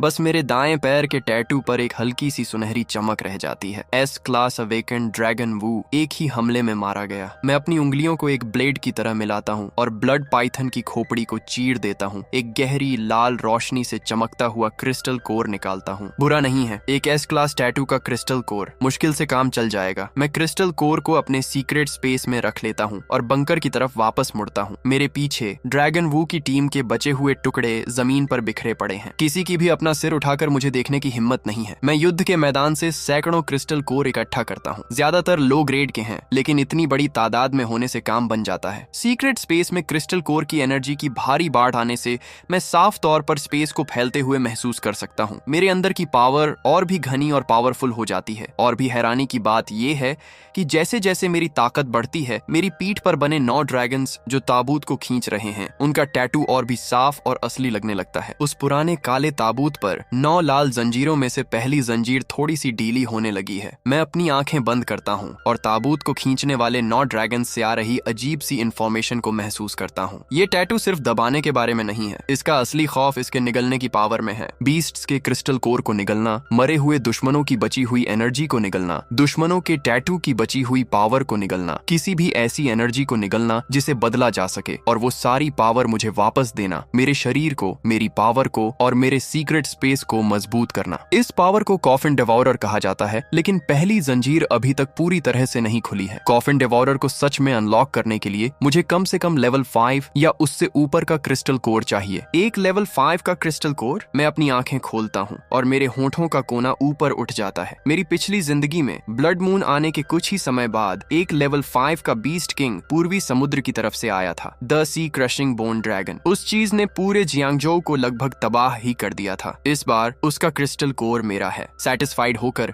मैं मुड़ता हूँ और बंकर में वापस चला जाता हूँ। गेट धीरे धीरे बंद हो जाता है और बाहर हो रहे कत्लेआम को पूरी तरह से सील कर देता है। ब्लेड दौड़ता हुआ आता है, उसकी आंखों में एक्साइटमेंट की आग है। कायल, तुम सच में कमाल हो। सेरेना मुझे एक गरम तौलिया देती है, उसकी खूबसूरत आंखों में हैरानी चमक रही है। गुड जॉब, हॉट पॉट अभी भी गर्म है। मैं अपने हाथ पहुंचता हूँ, काउच पर वापस बैठता हूँ और वाग्यू का एक स्लाइस उठाता हूँ। ठीक उसी समय कैपिटल के नीचे 500 मीटर गहराई में सुप्रीम मिलिट्री कमांड सेंटर के अंदर माहौल बहुत ही टेंशन वाला है। रिपोर्ट, ईस्टर्न थिएटर की डिफेंस लाइन 3 टूट गई है। 3 लेवल चोर के बीस्ट्स अंदर घुस गए हैं। रिपोर्ट, दक्षिणी तट पर खतरनाक सुनामी का पता चला है। ऐसा लग रहा है कि कोई गहरे समुद्र का बहुत बड़ा जानवर जमीन पर आ रहा है। रिपोर्ट, लेवल 3 और उससे ऊपर के बीस्ट्स के खिलाफ आम हथियार तेजी से बेअसर हो रहे हैं। हमारी अवेकन टीम्स को भारी नुकसान हुआ है। हर बुरी खबर एक हथौड़े की तरह लगती है। बड़े से इलेक्ट्रॉनिक वॉर टेबल के सामने खड़ा कमांडर दर्द से अपनी आंखें बंद कर लेता है। वो मार्शल लॉन्ग हैं, ड्रैगन नेशन की मिलिट्री के सुप्रीम कमांडर। ब्लड मून को आए सिर्फ 3 दिन हुए हैं और मॉडर्न इंसानियत, जिस पर इंसानों को घमंड था, वो आधी से ज्यादा तबाह हो चुकी है। यहाँ तक कि मिलिट्री भी उन बड़े बड़े बीस्ट्स के खिलाफ लगातार कमजोर पड़ती जा रही है। क्या सच में ड्रैगन नेशन का अंत आ गया है? तभी एक इंटेलिजेंस ऑफिसर अपनी जगह से उछल पड़ता है। मार्शल, आपको ये देखना चाहिए, एक हाई एल्टीट्यूड स्टील्थ ड्रोन ने अभी अभी ये फुटेज भेजी है। मेन स्क्रीन पर इमेज तेजी से झूम इन होती है। इसमें टाइटेनियम अलॉय की दीवारों से घिरा एक पहाड़ी किला दिखाई देता है। किले के गेट के बाहर आग और गोलियों के निशानों से आसपास का जंगल तबाह हो गया है। वहां गाड़ियां और हथियार बिखरे पड़े हैं जो भागते हुए अजूर ड्रैगन गैंग ने छोड़ दिए थे। और फ्रेम के बीच में एक बिना शर्ट का यंग लड़का किले के बाहर पहाड़ी रास्ते पर अकेला खड़ा है। उसके सामने 20 मीटर से ज्यादा लंबा और पानी के टैंक जितना मोटा एक भयानक ब्लड पाइथन है। वो सांप गहरे लाल स्केल्स से ढका हुआ है। उसकी बड़ी बड़ी आंखों में पागलपन भरा है। उसका भारी शरीर पेड़ों के बीच लिपटा हुआ है, जैसे कोई राक्षस खाई से रेंग कर बाहर आ गया हो। ये एक एस क्लास अवेकेंड का बीस्ट फॉर्म है। मार्शल, क्या हमें सपोर्ट के लिए आसपास की यूनिट्स को भेजना चाहिए? बहुत देर हो चुकी है, दूरी बहुत ज्यादा है। जब तक हमारी टुकड़ियां वहां पहुंचेंगी, लड़ाई कब की खत्म हो चुकी होगी। लेकिन अगले ही पल पूरा कमांड सेंटर एकदम शांत हो जाता है। स्क्रीन पर उस लड़के के दाएं पैर से अचानक तेज सुनहरी रोशनी निकलती है। एक निडर सुनहरे वॉर गॉड का अवतार उसके पीछे उभरता है। वो अवतार सुनहरे चेनमेल का आर्मर और फीनिक्स विंग वाला सुनहरा मुकुट पहने हुए है। उसका सुनहरा डंडा खालीपन को ही दबा रहा है। ड्रोन फुटेज से भी कमरे में मौजूद हर इंसान उस भयंकर लड़ाई की इच्छा को महसूस कर सकता है, जो ऐसा लग रहा है जैसे आसमान और जमीन को पार कर जाएगी। ये किस तरह का टैटू है? एक इंटेलिजेंस ऑफिसर धीरे से बोलता है। कोई जवाब नहीं देता, क्योंकि स्क्रीन पर लड़ाई अपने सबसे चौंकाने वाले पल पर पहुंच गई है। वो देखते हैं कि यंग लड़का ब्लड पाइथन की खोपड़ी पर पैर रखता है, दोनों हाथों से सुनहरे डंडे की परछाई को पकड़ता है और उसके पीछे सुनहरे वॉर गॉड का अवतार साइज में बहुत बड़ा हो जाता है। 10 मीटर, 30 मीटर, 50 मीटर, जब तक कि वो पहाड़ों जितना ऊंचा नहीं हो जाता। अगले ही पल सुनहरा डंडा ब्लड पाइथन के नाजुक हिस्से पर जोर से गिरता है। स्क्रीन के जरिए भी हर इंसान को पूरा जंगल हिलता हुआ दिखाई देता है। जमीन फट जाती है, पत्थर आसमान की तरफ उड़ते हैं। वो एस क्लास ब्लड पाइथन, जिसका बचाव शायद भारी तोप के हमलों को भी झेल ले, एक ही झटके में सीधा जमीन के अंदर धंस जाता है। ब्लड पाइथन का भारी शरीर जोर से कांपता है, फिर पूरी तरह से शांत हो जाता है। पूरा कमांड सेंटर कब्रिस्तान की तरह शांत है। कुछ सेकंड बीतने के बाद कोई घबराकर अपना थूक निकलता है। एक ही झटके में एस क्लास के बीस्ट फॉर्म को मार दिया? ये मुमकिन कैसे है? वो किस लेवल का अवेकेंड है? टारगेट की पहचान हो गई है। कायल चिन, 22 साल, जियांगजो में चिन कॉर्पोरेशन का पुराना वारिस। ब्लड मून से 20 दिन पहले उसने अचानक अपनी सारी दौलत बेच दी और जियांगजो के बाहरी इलाके में एक दूर दराज का ब्लैकस्टोन बेस खरीदा, साथ में बहुत सारा सामान भी। इसके अलावा वो अपने साथ 2 लोगों को घोस्टेक्स अंडरग्राउंड टैटू पार्लर में लाया और लगातार 7 दिनों तक बहुत बड़े बड़े टैटू बनवाए। ब्लड मून से 1 दिन पहले वो ऑफिशियली ब्लैकस्टोन बेस में शिफ्ट हो गया। कमांड सेंटर फिर से शांत हो जाता है। हर किसी को एक ही बात समझ में आती है। कायल नाम के इस यंग लड़के को शायद पहले से ही पता था कि दुनिया खत्म होने वाली है। डीप चेकिंग करो, उसके साथ मौजूद उन 2 लोगों की फाइल्स निकालो। और एक और बात, तुरंत कायल चिन को टॉप लेवल की स्ट्रेटेजिक प्रायोरिटी की लिस्ट में डाल दो। एक स्पेशल ऑफिसर को जियांगजोउ भेजो, अजूर ड्रैगन गैंग के खात्मे के अगले दिन की सुबह। मैं अपनी आंखें बंद करके बंकर के टेम्परेचर कंट्रोल वाले पूल में लेटा हुआ हूँ। कल रात की लड़ाई से जो मिला है उसे अपने अंदर समा रहा हूँ। एक तेज अलार्म फिर से शांति को तोड़ता है। कायल, मौत को बुलावा देने वाले कुछ और बेवकूफ गेट पर आ गए हैं। ब्लेड जल्दी से पूल के पास आता है और मुझे सर्विलांस का टैबलेट देता है। इस बार ज्यादा लोग नहीं हैं, बस कुछ ही दर्जन हैं, लेकिन आगे वाला इंसान कुछ जाना पहचाना लग रहा है। मैं टैबलेट लेता हूँ और फीड को देखता हूँ। मेरे होठों पर एक ठंडी स्माइल आ जाती है। स्क्रीन पर कुछ दर्जन फटे पुराने कपड़े पहने, कच्चे हथियार लिए गुंडे पहाड़ी रास्ते से बंकर की तरफ आ रहे हैं। सबसे आगे वाला आदमी, भले ही उसका चेहरा गंदगी से भरा हो और वो बहुत ही कमजोर लग रहा हो, मैं उसे तुरंत पहचान लेता हूँ। जियांगझोउ के सबसे अमीर आदमी का बेटा, मेरी पिछली जिंदगी का मेरा सबसे बड़ा दुश्मन, डेरेक। ब्लड मून आने की रात वो अपने डाउनटाउन विला से लाइव स्ट्रीम कर रहा था और उस कुत्ते से डरकर भाग गया था। मैंने कभी नहीं सोचा था कि वो सच में दुनिया खत्म होने के शुरुआती दिनों में भी अपनी पीठ पर बने ए क्लास सेरबेरस टैटू के भरोसे जिंदा बच जाएगा। पिछले कुछ दिनों में डाउनटाउन बीस्ट्स का शिकार करने की जगह बन गया है। उसका पहाड़ी विला तबाह हो गया है। वो दर्जनों बॉडीगार्ड्स को चारे की तरह इस्तेमाल करके वहां से भागकर यहाँ तक पहुंचा है। उसे बहुत अच्छे से पता है कि पूरे जियांगजो में इकलौती सेफ जगह मेरा पहाड़ी बंकर है, इसलिए वो एक पागल कुत्ते की तरह रेंगता हुआ यहाँ आया है। कायल, मुझे पता है तुम अंदर हो। डेरेक गेट के 50 मीटर के दायरे में आता है और कैमरे की तरफ इशारा करते हुए चिल्लाता है,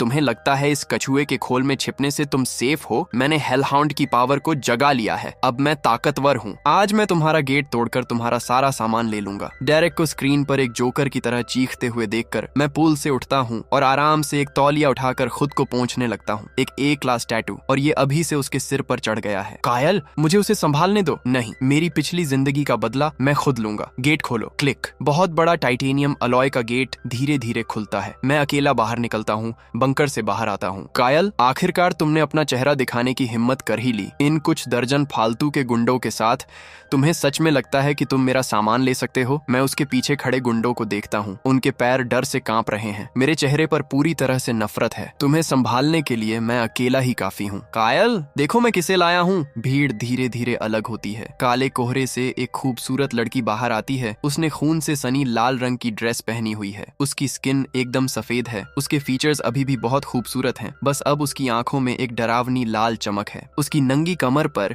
एक खून जैसा लाल स्पाइडर लिली का टैटू धीरे धीरे खिलता है। पारदर्शी लाल पंखुड़ियां उसके पीछे तैर रही हैं। उनकी खुशबू हवा में फैल रही है, जो डरावने तरीके से अट्रैक्ट कर रही है। वेनेसा, वो जिंदा है। न सिर्फ जिंदा है, बल्कि उसने एक टैटू की पावर को जगा लिया है। अंडरवर्ल्ड की स्पाइडर लिली। उसके आसपास के गुंडे घूरते हैं। उनकी आंखें फटी रह जाती हैं। कुछ तो अपने घुटनों के बल गिर जाते हैं। उसकी तरफ ऐसे रेंगते हैं जैसे उनकी रूह उनके शरीर से निकल गई हो। वेनेसा धीरे से अपना हाथ उठाती है। उसके फिंगर टिप से एक खून जैसी लाल बेल लटकती है और एक गुंडे की गर्दन के चारों तरफ लिपट जाती है। गुंडा विरोध भी नहीं करता, बल्कि उसके चेहरे पर एक बहुत ही खुशी वाली स्माइल फैल जाती है। अगले ही सेकंड उसका रंग पीला पड़ जाता है। उसका पूरा शरीर सुन्न पड़ जाता है, जैसे उसके अंदर की सारी जान निकाल ली गई हो। उसके सीने से धीरे धीरे एक स्पाइडर लिली खिलती है। वेनेसा सेटिस्फाइड होकर अपनी आंखें बंद कर लेती है। उसके पीले चेहरे पर रंग वापस आ जाता है। कायल हैरान है। मैं भी जाग चुकी हूँ। डेरेक उसके पीछे खड़ा है। उसका चेहरा एक ठंडी डरावनी स्माइल से बिगड़ा हुआ है। कायल, क्या तुम्हें सबसे ज्यादा पावरफुल नहीं होना चाहिए था? वेनेसा अब एक ए क्लास की साइकिक टाइप अवेकेंड है। उसकी स्पाइडर लिली की खुशबू एक साथ एक दर्जन से ज्यादा अवेकेंड को कंट्रोल कर सकती है। मैं देखना चाहता हूँ कि क्या तुम उस लड़की पर हाथ उठा सकते हो जिससे तुम कभी प्यार करते थे। वेनेसा धीरे से हंसती है और धीरे धीरे मेरी तरफ चलती है। हर कदम के साथ उसके पैरों के नीचे एक खून जैसी लाल स्पाइडर लिली खिलती है। हवा में खुशबू और गहरी होती जाती है। एक धुंधलके में मेरे चारों तरफ का काला कोहरा फीका पड़ जाता है। मेरी आंखों के सामने की दुनिया बदल जाती है। मैं अपनी पिछली जिंदगी में वापस आ गया हूँ। जानवरों का झुंड पागलों की तरह भाग रहा है। ब्लड मून ऊपर लटक रहा है।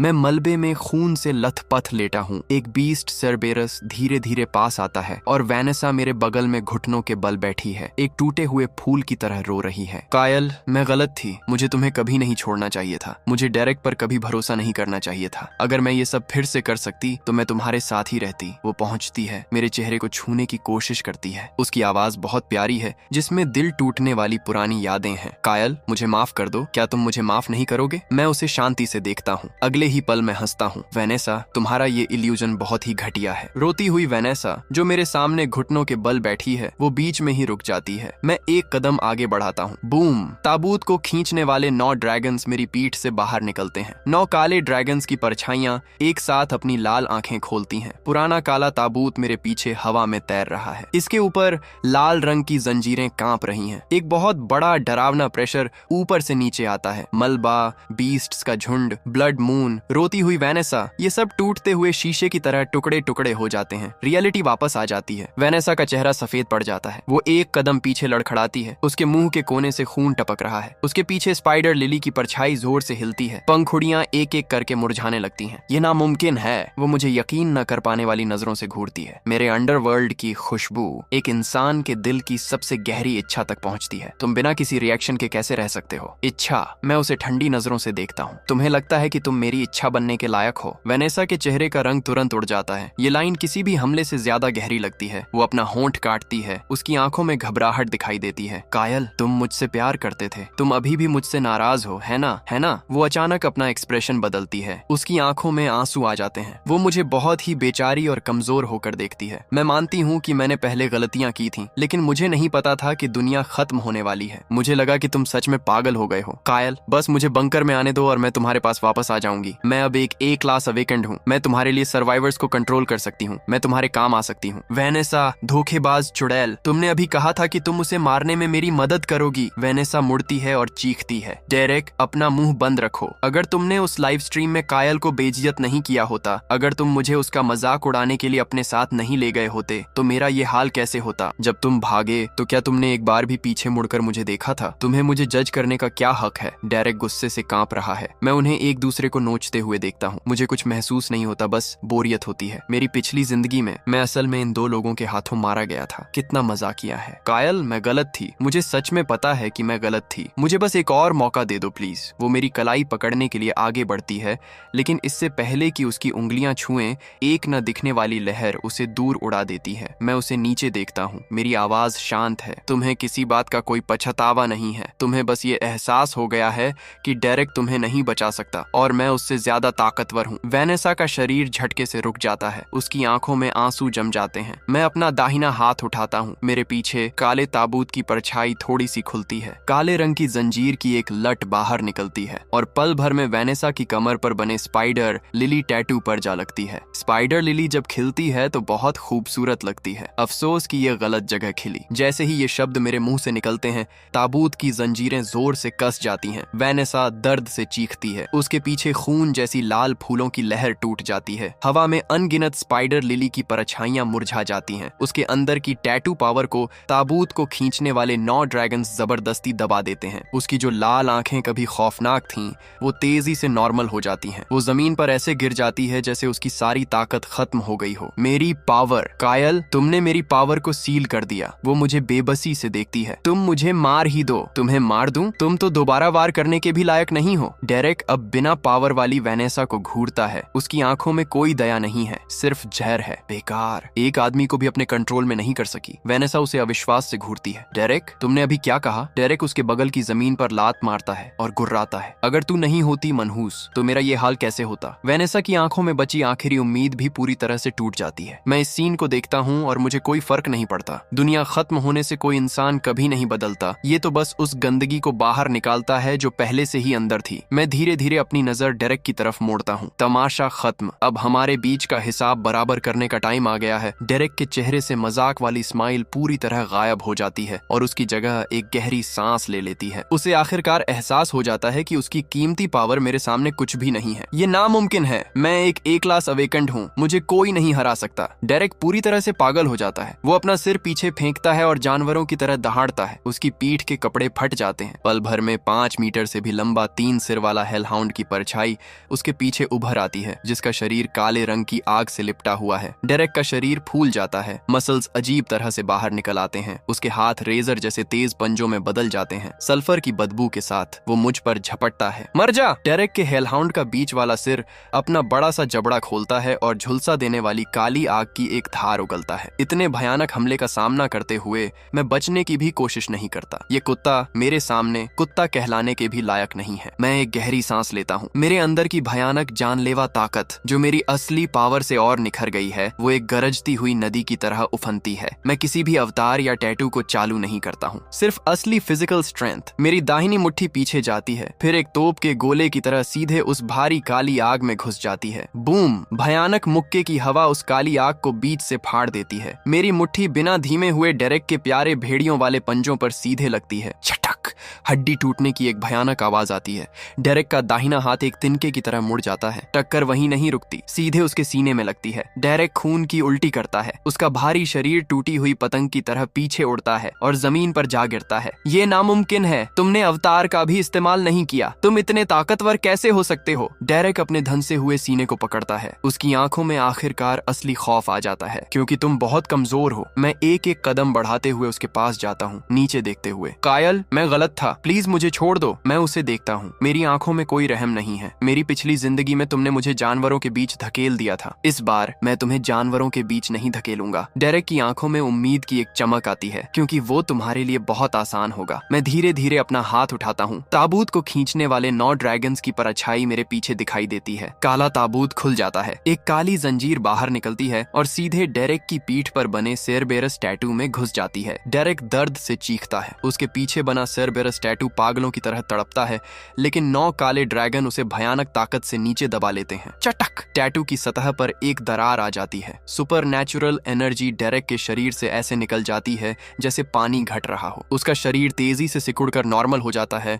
वो एक घायल, बिना पावर वाले आम आदमी में बदल जाता है। मेरी पावर! कायल, मुझे मेरी पावर वापस दे दो। तुम्हें हमेशा कुत्ता बनना पसंद था ना? आज से तुम उसके भी लायक नहीं हो। गुंडे अब बिना पावर वाले डेरेक को घूरते हैं और उनकी आंखों का नजरिया बदलने लगता है। दुनिया खत्म होने के बाद कमजोरों की कोई इज्जत नहीं होती, और डेरेक ने सिर्फ जिंदा रहने के लिए अनगिनत लोगों को चारे के रूप में इस्तेमाल किया था। अब उसके कर्मों का फल आ गया है। तुरंत ही चीखें सुनाई देने लगती हैं। मैं पीछे मुड़कर नहीं देखता। थोड़ी ही देर में डेरेक की आवाज हमेशा के लिए बंद हो जाती है। जमीन पर बस एक हल्का सा लेवल 1 का क्रिस्टल कोर बचा है। मैं आराम से उसे अपने सीक्रेट स्पेस में रख लेता हूँ। वो कट्टर दुश्मन जिसने मुझे मेरी पिछली जिंदगी में जानवरों के झुंड में धकेल दिया था, वो इस जिंदगी में मेरी पूरी ताकत देखने के भी लायक नहीं है। तभी आसमान से एक कान फाड़ देने वाली आवाज गूंजती है। हेलीकॉप्टर के रोटर्स की आवाज से आसपास का काला कोहरा छंट जाता है। मैं ऊपर देखता हूँ। बंकर के ऊपर 3 गहरे हरे रंग के मिलिट्री अटैक हेलीकॉप्टर मंडरा रहे हैं। वो धीरे धीरे नीचे आते हैं। दरवाजे खुलते हैं। पूरे हथियारों के साथ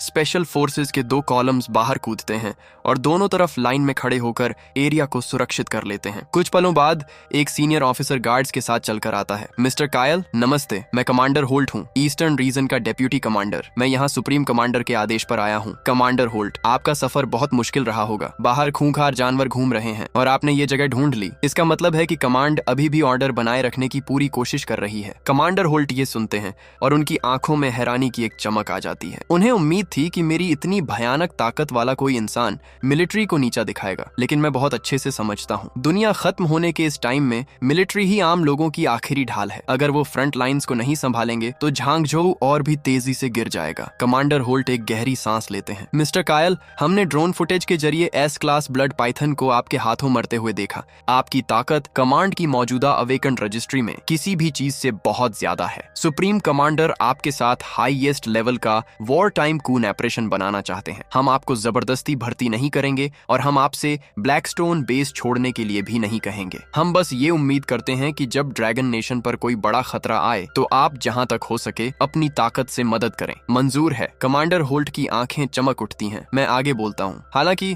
मैं अकेले काम करना पसंद करता हूँ। मैं नॉर्मल कमांड स्ट्रक्चर के लिए सही नहीं हूँ। ब्लैकस्टोन बेस एक इंडिपेंडेंट कून ऑपरेटिव आउटपोस्ट के रूप में काम कर सकता है। On order forces on order बनाए रखने, सर्वाइवर्स को निकालने और डिफेंस लाइंस बनाने का काम संभालें। मैं कुछ चुनिंदा इंटेलिजेंस दूंगा और जब जरूरत होगी तो हाई लेवल के बीस्ट्स को खत्म कर दूंगा। दोनों पक्ष रिसोर्सेज और इंटेलिजेंस शेयर करेंगे। Maximum efficiency. मैं आपकी शर्तें बिल्कुल वैसे ही सुप्रीम कमांडर तक पहुंचा दूंगा। चूंकि हम कोन ऑपरेट कर रहे हैं तो ये रही आपकी पहली इंटेलिजेंस। 3 दिन में सुबह 2 बजे पूर्वी समुद्र अपनी पहली बहुत बड़ी समुद्री बीस्ट्स की लहर छोड़ेगा। एक लेवल 5 का सी क्रशिंग बोन ड्रैगन 1 लाख समुद्री बीस्ट्स को लेकर झांगझोऊ पर हमला करेगा। अगर आप पहले से भारी हथियार तैनात नहीं करते हैं तो झांगझोऊ और पूरे ईस्टर्न रीजन को बहुत भयंकर नुकसान होगा। क्या? कमांडर होल्ट के चेहरे का रंग उड़ जाता है। ठंडा पसीना तुरंत उनकी पीठ को भिगो देता है। वो मुझे घूरते हैं, मेरे चेहरे पर किसी मजाक का निशान ढूंढते हैं, लेकिन उन्हें सिर्फ शांति मिलती है। मिस्टर कायल, क्या ये इंटेलिजेंस भरोसे लायक है? मैं 30 लाख लोगों की जान के साथ मजाक नहीं करता। कमांडर होल्ट एक गहरी सांस लेते हैं। मैं तुरंत सुप्रीम कमांडर को रिपोर्ट करूंगा और तैनाती के लिए ईस्टर्न रीजन की सभी फोर्सेस को बुलाऊंगा। एक और बात, मुझे हैवी मिलिट्री ग्रेड इक्विपमेंट की एक शिपमेंट चाहिए। High precision machine tools, specialised alloy materials, 10 warship class fully automated close in weapon systems और इंडिविजुअल यूज के लिए थर्मोबैरिक बमों का एक बैच। मैं ये मुफ्त में नहीं लूंगा। इसके बदले में हाई लेवल के बीस्ट्स की भविष्य की सारी इंटेलिजेंस सबसे पहले मिलिट्री को दी जाएगी। ये स्ट्रेटेजिक चीजें हैं। मुझे मार्शल लॉन्ग की परमिशन चाहिए होगी, लेकिन पर्सनली मुझे लगता है कि ये डील बहुत फायदे का सौदा है। मंजूर है मिस्टर कायल। कून ऑपरेट करने की आपकी इच्छा के लिए थैंक यू। मिलिट्री इंसानियत की आखिरी ढाल है। मैं वो संभालूंगा जो आप नहीं संभाल सकते। हर कोई अपना रोल निभाएगा। मिस्टर कायल, मैं खुद ये शब्द सुप्रीम कमांडर तक पहुंचाऊंगा। कमांडर होल्ट को हेलीकॉप्टर में बैठकर जाते हुए देखकर मेरी नजरें डार्क हो जाती हैं। एक लेवल 5 का बीस्ट किंग ये ताबूत खींचने वाले 9 ड्रैगन्स की पहली जंजीर को खोलने की चाबी है। सी क्रशिंग बोन ड्रैगन का क्रिस्टल कोर मेरा है। 3 दिन पलक झपकते ही बीत जाते हैं। कई भारी ट्रांसपोर्ट हेलीकॉप्टर बंकर के एंट्री गेट पर specialised machine tools, close in weapon systems और थर्मोबैरिक बमों की डिलीवरी करते हैं। कमांडर होल्ट ने खबर भेजी है कि बाकी की स्ट्रेटेजिक सप्लाईज बैचेस में भेजी जाएंगी। मैं एक एक चीज अपने सीक्रेट स्पेस में रख लेता हूँ। बंकर की डिफेंस रेटिंग एक बार फिर आसमान छूने लगती है। चौथा दिन सुबह होने से पहले मैं कंट्रोल रूम की चौड़ी लेदर वाली कुर्सी पर बैठा हूँ। मेरे हाथ में ब्लैक कॉफी का गरम कप है। कायल, बाहर बहुत बारिश हो रही है। और बारिश काली क्यों है? ब्लेड स्क्रीन को घूरता है, उसकी भौहें कसी हुई हैं। मैं कॉफी का एक घूंट लेता हूँ। मेरी नजरें गहरी हैं। ये शुरू हो गया है। ठीक उसी पल ईस्टर्न कोस्टल डिफेंस लाइन पर commander Holt forward command post के अंदर खड़े हैं। उनकी नजरें रडार स्क्रीन पर टिकी हैं। लाल बिंदुओं की एक सुनामी तट की तरफ बढ़ रही है। ठंडा पसीना उनके चेहरे पर बह रहा है। कायल की इंटेलिजेंस सच थी। ईस्टर्न सी के बीस्ट जमीन पर आ रहे हैं। ओपन फायर, सभी यूनिट्स ओपन फायर। उन्हें शहर में घुसने मत दो। हमारे पीछे 30 लाख सर्वाइवर्स हैं। भारी तोपखाने की पोजीशंस बहरे कर देने वाली गड़गड़ाहट के साथ फट पड़ती हैं। अनगिनत गोले आग के निशानों पर कोस्ट लाइन की तरफ बढ़ते हैं, जो घने काले आसमान को दिन की तरह रोशन कर देते हैं। लेकिन फिर जैसे ही फ्लेयर्स ऊपर जाते हैं, फ्रंट लाइन का हर सैनिक निराशा से भर जाता है। समुद्र की सतह पर सैकड़ों हजारों सी बीस्ट्स लहरों को चीरते हुए आ रहे हैं। आर्मर्ड व्हीकल्स जितने बड़े जायंट क्रैब्स, जहरीले कांटों से भरे एम्फीबियस फिशमैन, समुद्री सांपों के झुंड जो बहुत तेजी से आगे बढ़ रहे हैं, तोपखाने की आग को चीरते हुए। लड़ाई के 10 मिनट से भी कम समय में पहली डिफेंस लाइन पूरी तरह से तबाह हो जाती है। कमांडर, हम नहीं टिक पा रहे हैं, वो बहुत ज्यादा हैं। पूरी लाइन टूट रही है। कमांडर होल्ट अपनी बंदूक निकालते हैं। उनकी आंखें लाल हो रही हैं। सभी यूनिट्स को बता दो, अगर आज हम सब मर भी जाए तो भी हम आम लोगों को बचाएंगे। कबूम। जैसे ही मिलिट्री अपने आखिरी स्टैंड के लिए तैयार होती है, जमीन जोर से कांप उठती है। गहरे समुद्र से एक ऐसा डरावना प्रेशर आता है जिसे शब्दों में बयान नहीं किया जा सकता। झांगझोऊ के मलबे और बेसमेंट्स में छिपे सभी 30 लाख सर्वाइवर्स एक साथ अपने सीने में एक कुचल देने वाला दर्द महसूस करते हैं, जैसे उनके दिलों पर कोई पहाड़ दबा रहा हो। सांस लेना भी मुश्किल हो जाता है। वो चीज क्या है? कमांडर होल्ट निराशा में दूर आसमान की तरफ देखते हैं। घने काले कोहरे को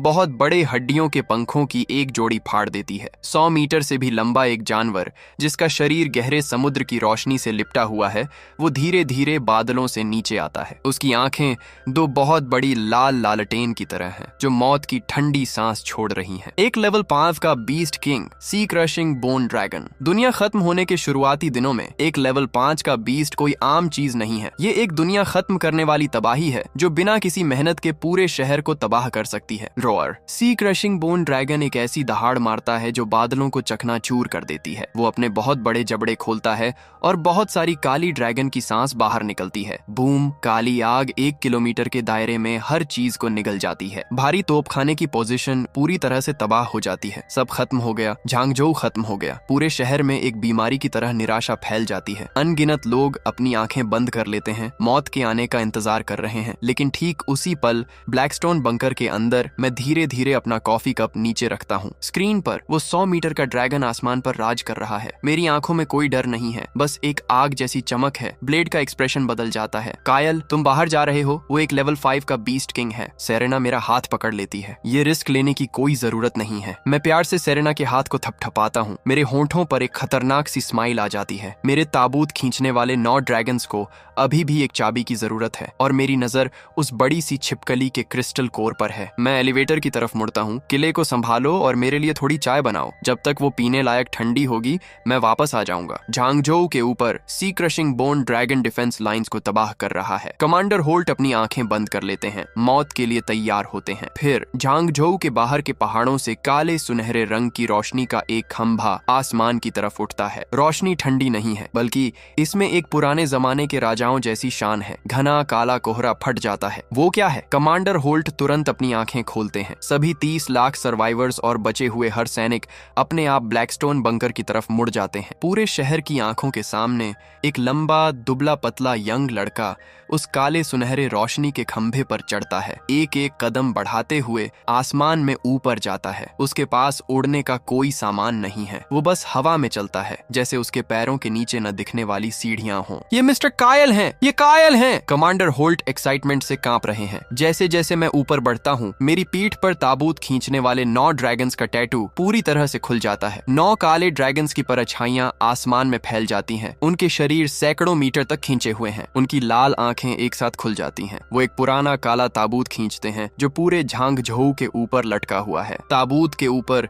लाल रंग की जंजीरें धीरे धीरे धड़कती हैं। एक बहुत ही महान, पुराना और न तोड़ा जा सकने वाला खतरनाक प्रेशर पूरे शहर में एक सुनामी की तरह फैल जाता है। इस प्रेशर के नीचे नीचे तबाही मचाने वाले 1 लाख सी बीस्ट्स तुरंत डर के मारे रोने लगते हैं। हर एक जानवर जमीन पर गिर जाता है, डर से कांप रहा है। ये ब्लैकस्टोन बेस से मिस्टर कायल हैं। वो झांगझोउ को बचाने आए हैं। अनगिनत सर्वाइवर्स मलबे से अपना सिर उठाते हैं। उनकी आंखों में हैरानी और बहुत बड़ी राहत है। मैं आसमान से 100 मीटर लंबे सी क्रशिंग बोन ड्रैगन के सामने 1000 मीटर की ऊंचाई पर खड़ा हूँ। उसके भारी शरीर के सामने मैं एक चींटी से बड़ा नहीं हूँ, लेकिन मेरे पीछे ताबूत खींचने वाले 9 ड्रैगन समय की शुरुआत के किसी डरावने सपने की तरह लग रहे हैं। रोअर सी क्रशिंग बोन ड्रैगन इस चैलेंज को महसूस करता है। उसकी लाल आंखें मुझ पर टिक जाती हैं। वो आसमान फाड़ देने वाली एक दहाड़ मारता है और अपने बड़े से जबड़े खोलता है। काले ड्रैगन की सांस जो पहले से 10 गुना ज्यादा है, वो एक गिरते हुए उल्का पिंड की तरह मेरी तरफ आती है। सस्ते हथकंडे! मेरे सीने पर पेंगू का टैटू बहुत तेज लड़ने की इच्छा के साथ भड़क उठता है। Heaven and earth manifestation! मेरे पीछे पेंगू की परछाई उठती है। सामने से आ रही काले ड्रैगन की सांस की दीवार का सामना करती है। मैं पलक भी नहीं झपकाता। मैं धीरे धीरे अपनी दाहिनी मुट्ठी उठाता हूँ। Cosmic strike! पेंगू का अवतार बहरे कर देने वाली एक जोरदार आवाज निकालता है। आसमान को फाड़ देने वाली ताकत का एक धागा मेरी मुट्ठी के चारों तरफ लिपट जाता है। अगले ही सेकंड में एक कदम आगे बढ़ाता हूँ। जैसे ही मेरी मुट्ठी काले ड्रैगन की सांस से टकराती है, पूरा आसमान ऐसा लगता है जैसे फट गया हो। आसमान को फाड़ देने वाली भयंकर ताकत से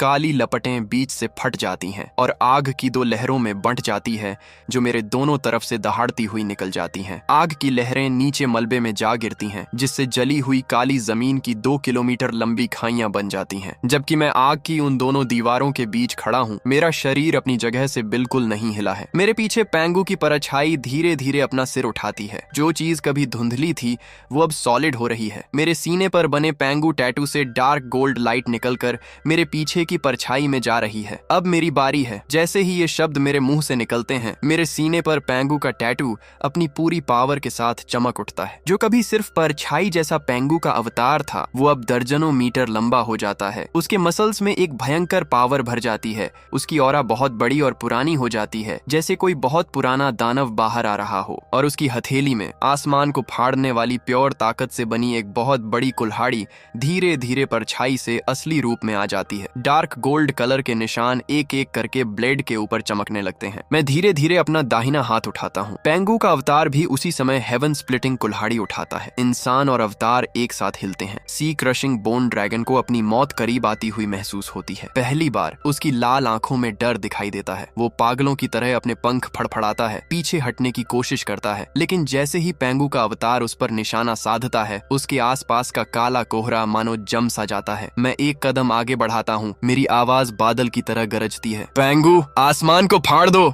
मेरा दाहिना हाथ नीचे की तरफ कुल्हाड़ी चलाता है। पेंगू का अवतार भी उसी पल हेवन स्प्लिटिंग कुल्हाड़ी चलाता है। सैकड़ों मीटर लंबी कुल्हाड़ी की एक डार्क गोल्ड लाइट काले कोहरे को चीर देती है, जैसे पूरे रात के आसमान को 2 हिस्सों में बांट रही हो। सी क्रशिंग बोन ड्रैगन पागलों की तरह बचने की कोशिश करता है, लेकिन बहुत देर हो चुकी है। कुल्हाड़ी की रोशनी नीचे गिरती है। उसके भारी हड्डियों वाले पंख तुरंत चकनाचूर हो जाते हैं। सी क्रशिंग बोन बोन ड्रैगन एक बहरे कर देने वाली चीख मारता है। उसका भारी शरीर बैलेंस खो देता है और एक उल्कापिंड की तरह जमीन की तरफ गिरने लगता है। मैं उसे संभलने का कोई मौका नहीं देता। एक पैर जोर से मारता हूँ और मेरा पूरा शरीर डार्क गोल्ड लाइट की एक लकीर में बदल जाता है और पल भर में सी क्रशिंग बोन ड्रैगन के ऊपर आ जाता है। पेंगू का अवतार बिल्कुल मेरे साथ साथ हिलता है। मैं अपनी मुट्ठी भींचता हूँ। पेंगू का अवतार हेवन स्प्लिटिंग कुल्हाड़ी को दोनों हाथों से पकड़ता है और उसे ऊपर उठाता है। ड्रैगन अपना सिर उठाने की कोशिश करता है। उसकी लाल आंखों में सिर्फ खौफ भरा है। मेरी आवाज एकदम ठंडी है। चकनाचूर हो जा। मैं अपनी मुट्ठी नीचे की तरफ मारता हूँ। पेंगू के अवतार के हाथों में हेवन स्प्लिटिंग कुल्हाड़ी भी उसके साथ नीचे आती है। बूम! कुल्हाड़ी सी क्रशिंग बोन ड्रैगन की खोपड़ी के बीचों बीच लगती है। आसमान को फाड़ देने वाली भयानक ताकत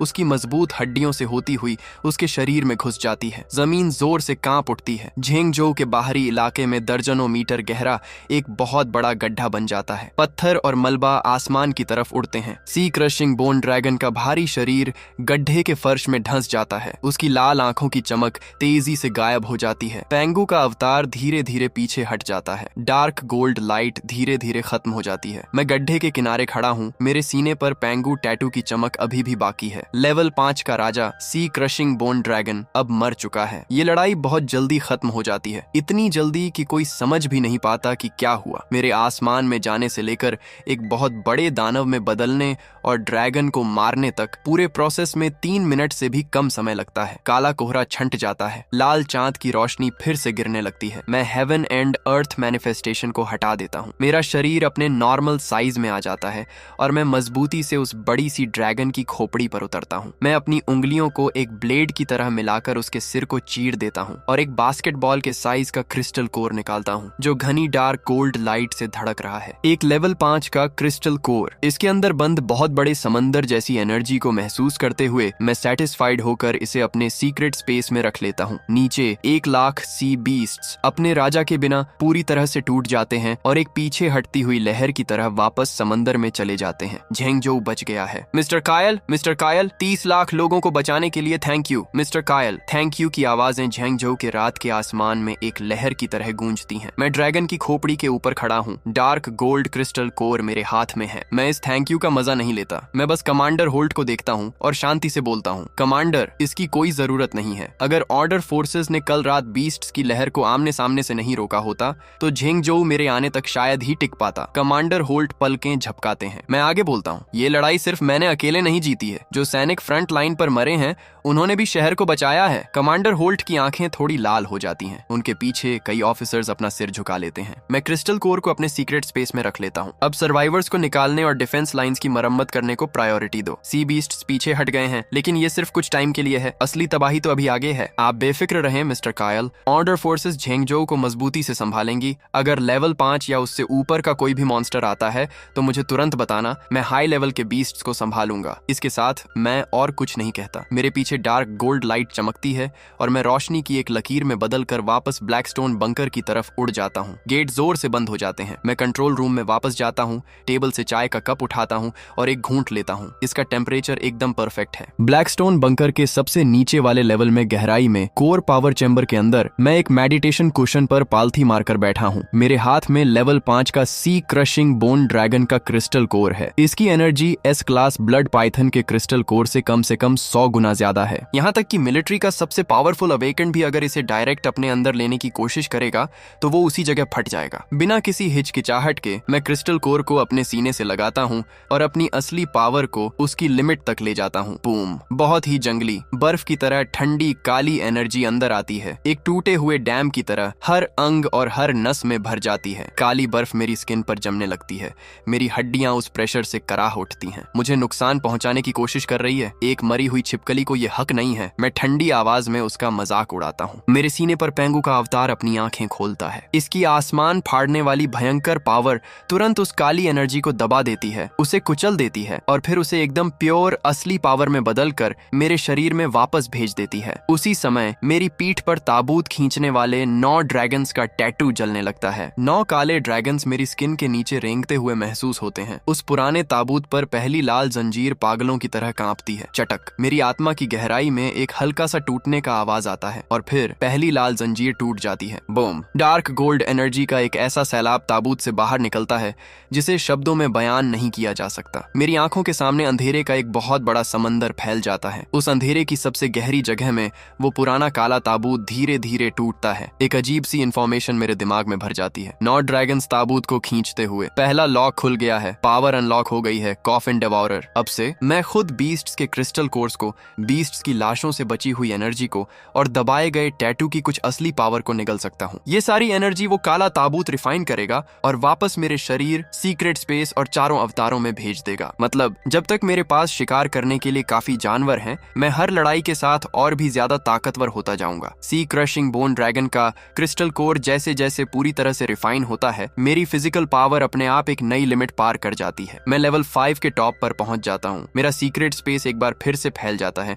जो पहले एक खाली जगह हुआ करती थी, अब वो बहुत गहरी और बड़ी हो गई है। मुझे एक हल्का सा एहसास होता है कि जैसे जैसे 9 ड्रैगन्स की और जंजीरें खुलेंगी, ये अंधेरी जगह मेरे सीक्रेट स्पेस से भी कहीं ज्यादा भयानक चीज बन जाएगी। मैं धीरे धीरे अपनी आंखें खोलता हूँ। मेरे शरीर की हर हड्डी किसी बादल के गरजने की तरह चटकती है। कॉफिन डेवोरर बुरा नहीं है। अब से हर मॉन्स्टर मेरे लिए बस एक फ्यूल की तरह है। अगली सुबह ब्लैकस्टोन बेस के अंडरग्राउंड ट्रेनिंग हॉल के अंदर मैं अलॉय के फर्श पर पालथी मारकर बैठा हूँ और धीरे धीरे अपनी आंखें खोलता हूँ। सी क्रशिंग बोन ड्रैगन के क्रिस्टल कोर को निगलने के बाद मेरे अंदर की जानलेवा ताकत कई गुना बढ़ गई है। 9 ड्रैगन्स की पहली जंजीर अब खुल चुकी है। कॉफिन डेवोरर की पावर पूरी तरह से मेरे शरीर का हिस्सा बन चुकी है। अब से आम क्रिस्टल कोर्स से मुझे कम फायदा होगा। ताकतवर होते रहने के लिए मुझे हाई लेवल के बीस्ट्स का शिकार करना होगा, कम से कम लेवल 4 का। ब्लेड अंदर आता है, उसकी आंखों में एक्साइटमेंट की आग है। कायल, कल रात तुमने अकेले ही एक लेवल 5 के ड्रैगन को मार दिया। सेरेना और मुझे तो कुछ करने का मौका ही नहीं मिला। अगर ऐसा ही चलता रहा तो हम सच में तुम पर बोझ बन जाएंगे। सेरेना दूसरी तरफ से अंदर आती है। उसने ब्लैक टैक्टिकल सूट पहन लिया है, उसके लंबे बाल ऊपर बंधे हुए हैं। एक अलग ही लड़ने की इच्छा उसकी कूल आंखों में चमक रही है। मुझे भी असली लड़ाई की जरूरत है। सिर्फ क्रिस्टल कोर से लेवल्स बढ़ाने से मुझे मेरी पावर पर असली कंट्रोल नहीं मिलेगा। मैं उन दोनों की तरफ देखता हूँ और सिर हिलाता हूँ। मैं भी ठीक यही कहने वाला था। ब्लेड के ट्रू लॉर्ड एयरलैंग और नेजा दोनों ही टॉप क्लास के लड़ने वाले टैटू हैं। सेरेना की mystic lady of the 9 heavens तो और भी ज्यादा काम की हाई लेवल पावर है, जिसमें हमला करना, बचाव करना, जहर का असर कम करना और मैदान में बात करना शामिल है। उनके पास बहुत पोटेंशियल है, लेकिन दुनिया खत्म होने के इस टाइम में पोटेंशियल का मतलब कॉम्बैट पावर नहीं होता। असली फाइटर्स बीस्ट्स की लाशों के पहाड़ों पर बनते हैं। मैं खड़ा होता हूँ। तो फिर चलो। ब्लेड की आंखें चमक उठती हैं। कहाँ? मैं स्क्रीन पर जियांगजो रीजन का मिलिट्री का शेयर किया हुआ मैप चालू करता हूँ। शहर के मलबे और आसपास के जंगलों में हर जगह लाल बिंदु दिखाई दे रहे हैं। उनमें से साउथ सर्बन इंडस्ट्रियल पार्क सबसे ज्यादा चमक रहा है। मिलिट्री ने इसे एक हाई डेंजर जोन के रूप में मार्क किया है, जो शायद लेवल 4 के बीस्ट्स का अड्डा है। मैं उस जगह की तरफ इशारा करता हूँ। South suburban industrial park. कल रात सी बीस्ट्स के वापस जाने के बाद बीस्ट्स के एक झुंड ने इस पर कब्जा कर लिया है। मिलिट्री के ड्रोन ने वहां कम से कम 3 लेवल शोर के बीस्ट्स देखे हैं और साथ में बड़ी तादाद में लेवल 2 और 3 के बीस्ट्स भी हैं। ब्लेड मुस्कुराता है। एकदम सही जगह है शिकार के लिए। बहुत सारे मॉन्स्टर्स, बहुत सारा फायदा। सेरेना मैप को देखती है। उसकी आवाज एकदम नॉर्मल है। Industrial park north district military camp के करीब है। अगर वो बीस्ट्स फैलते रहे तो आखिरकार वो सर्वाइवर्स के भागने के रास्तों के लिए खतरा बन जाएंगे। तो इस ट्रिप से एक तीर से 2 निशाने लगेंगे। हम मिलिट्री के लिए एक खतरा खत्म कर देंगे। मैं कमांडर होल्ट का चैनल खोलता हूँ। स्क्रीन जल्दी से चालू हो जाती है। कमांडर होल्ट दिखाई देते हैं। वो कल रात से कम थके हुए लग रहे हैं, हालांकि उनकी आंखों में थकान अभी भी है। मिस्टर कायल, क्या आपको मिलिट्री से कोई सपोर्ट चाहिए? मैं सीधा मुद्दे पर आता हूँ। मैं साउथ सुअर्बन इंडस्ट्रियल पार्क को साफ करने जा रहा हूँ। वहाँ लेवल 4 के बीस्ट्स का एक अड्डा है। कमांडर होल्ट रुकते हैं, फिर उनका चेहरा चमक उठता है। मिस्टर कायल, ये बिल्कुल वही एरिया है जिसके लिए हम आपसे मदद मांगने वाले थे। इंडस्ट्रियल पार्क में बहुत सारा केमिकल मटेरियल है। अगर बीस्ट्स उन्हें तबाह कर देते हैं तो जहरीली गैसें नॉर्थ डिस्ट्रिक्ट कैंप तक फैल जाएंगी। अगर आप वहां जाने के लिए तैयार हैं तो मिलिट्री तुरंत आपको रियल टाइम ड्रोन सर्विलांस और आसपास की जगह को सील करने में मदद दे सकती है। मंजूर है, आप आसपास की जगह को सील करो, अंदर दखल मत देना। मैं ब्लेड और सेरेना को फील्ड ट्रेनिंग के लिए अंदर ला रहा हूँ। समझ गया। मिलिट्री आसपास की जगह को सील कर देगी ताकि कोई बीस्ट भाग ना पाए। मिस्टर कायल, प्लीज अपना ध्यान रखिएगा। बीस्ट्स को अपना ध्यान रखना चाहिए। 10 मिनट बाद ब्लैकस्टोन बेस का साइड गेट धीरे धीरे खुलता है। एक modified black heavy duty of road vehicle underground garage से बाहर आती है। उसकी बॉडी पर आर्मर की लेयर है। टायर्स के बाहर अलॉय ग्रिप टीथ लगे हैं और छत पर एक ऑटोमेटेड बुर्ज है। ब्लेड आगे की सीट पर बैठता है, एक्साइटमेंट में अपने हाथ मलता है। सेरेना पीछे की सीट पर बैठती है। उसके हाथ में मिस्टिक हेवन स्वॉर्ड की परछाई चमक रही है। मैं ड्राइव कर रहा हूँ। मैं एक्सीलरेटर दबाता हूँ। इंजन एक जानवर की तरह दहाड़ता है। काली एसयूवी ब्लैकस्टोन बेस से बाहर निकलती है और पहाड़ी रास्ते से होते हुए दक्षिण की तरफ भागती है। रास्ते में काला कोहरा पूरी तरह से साफ नहीं हुआ है।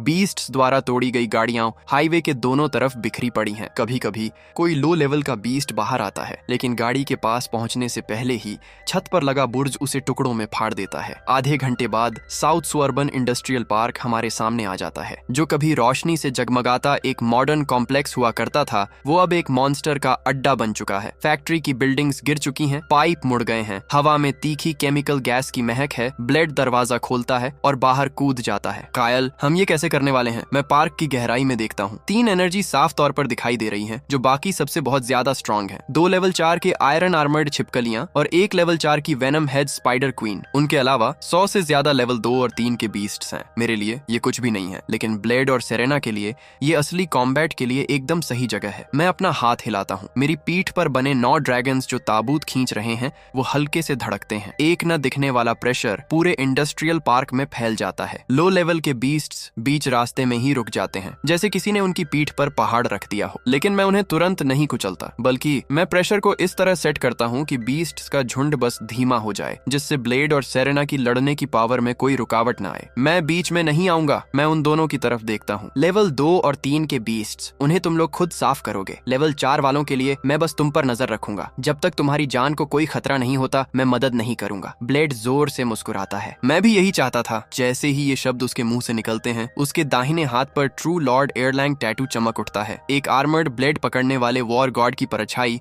धीरे धीरे उसके पीछे उभर आती है। हेवनली आई, पियर्सिंग साइट। ब्लेड के माथे के बीच में सुनहरी रोशनी चमकती है। एक वर्टिकल आंख की परछाई धीरे धीरे खुलती है। पल भर में उसके आसपास की दुनिया बदल जाती है। 2 आयरन आर्मर्ड छिपकलियों के चलने का तरीका, उनके स्केल्स के बीच का गैप, हर मसल का सिकुड़ना, उनके पेट का हर नाजुक हिस्सा, ये सब हेवनली आई बहुत ही साफ तरीके से देख लेती है। मिल गए तुम्हारे नाजुक हिस्से। वो 3 पॉइंट वाले डबल एज ब्लेड को दोनों हाथों से पकड़ता है और जोर से जमीन पर पैर मारता है। बूम! जमीन मकड़ी के जाले की तरह चटक जाती है। ब्लेड एक तीर की तरह आगे बढ़ता है और पलक झपकते ही पहली आयरन आर्मर्ड छिपकली के पास पहुंच जाता है। ब्लेड जोर से घूमता है। सुनहरी रोशनी किनारे पर चमकती है। Sacred armour breaker! ब्लेड गिरता है। क्लैंग! लोहे पर लोहे के टकराने की एक तेज आवाज आती है। ब्लेड का एक्सप्रेशन बदल जाता है। ये हमला ठीक छिपकली के बैक आर्मर के गैप में जाकर लगता है, लेकिन ये उस तरह से उसे नहीं तोड़ पाता जैसा उसने सोचा था। छिपकली के स्केल्स उसकी सोच से भी ज्यादा कड़े हैं। किनारा आधा इंच ही अंदर जाता है कि मोटी हड्डियों की लेयर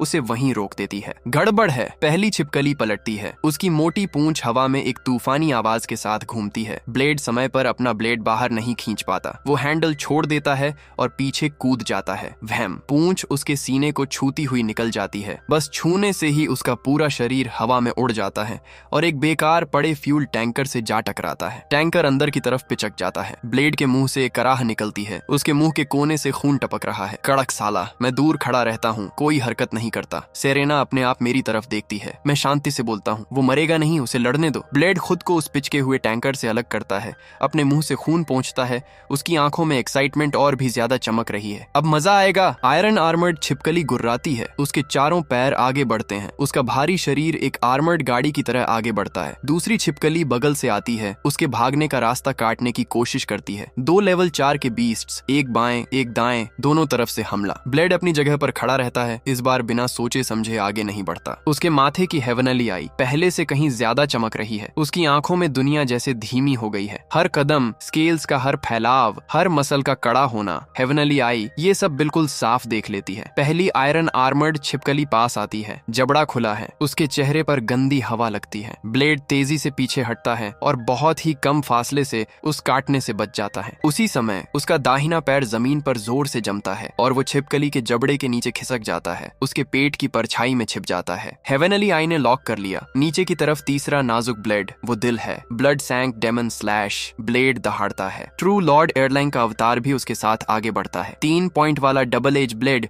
नीचे से ऊपर की तरफ आता है। स्क्वेल्च ब्लेड आखिरकार सॉफ्ट आर्मर को चीर देता है और आयरन आर्मर्ड छिपकली के पेट में गहराई तक घुस जाता है। छिपकली दर्द से चीखती है। उसका भारी शरीर पागलों की तरह तड़पता है। ब्लेड के हाथों की नसें तन जाती हैं। वो पूरी ताकत से ब्लेड को ऊपर की तरफ धकेलता है। मेरे लिए खुल जा रीप। छिपकली का पेट एक बहुत बड़े घाव में फट जाता है। उसका भारी भरकम शरीर जमीन पर गिर जाता है। इससे पहले कि ब्लेड अपनी सांस ले पाता, दूसरी छिपकली पीछे से हमला कर देती है, लेकिन वो सीधा ब्लेड की तरफ नहीं जाती। इसके बजाय वो मुड़ती है और पास ही एक आधे गिरे हुए केमिकल स्टोरेज टैंक की तरफ सीधे टकराने के लिए जाती है। सेरेना का एक्सप्रेशन बदल जाता है। ये टैंक को उड़ाने की कोशिश कर रही है। अगर वो टैंक फट गया तो जहरीली गैस कुछ ही सेकंड में पूरे पार्क में फैल जाएगी। ब्लेड अपना सिर ऊपर उठाता है। उसके माथे पर हेवनली आई अंधा कर देने वाली चमक के साथ चमकती है। भाग रही है, वहीं रुक जा। वो 3 पॉइंट वाले डबल एज ब्लेड को पकड़ता है और जमीन में गाड़ देता है। उसके पीछे ट्रू लॉर्ड एयरलैंग का अवतार पूरी तरह से फोकस में आ जाता है। अवतार के माथे के बीच में भी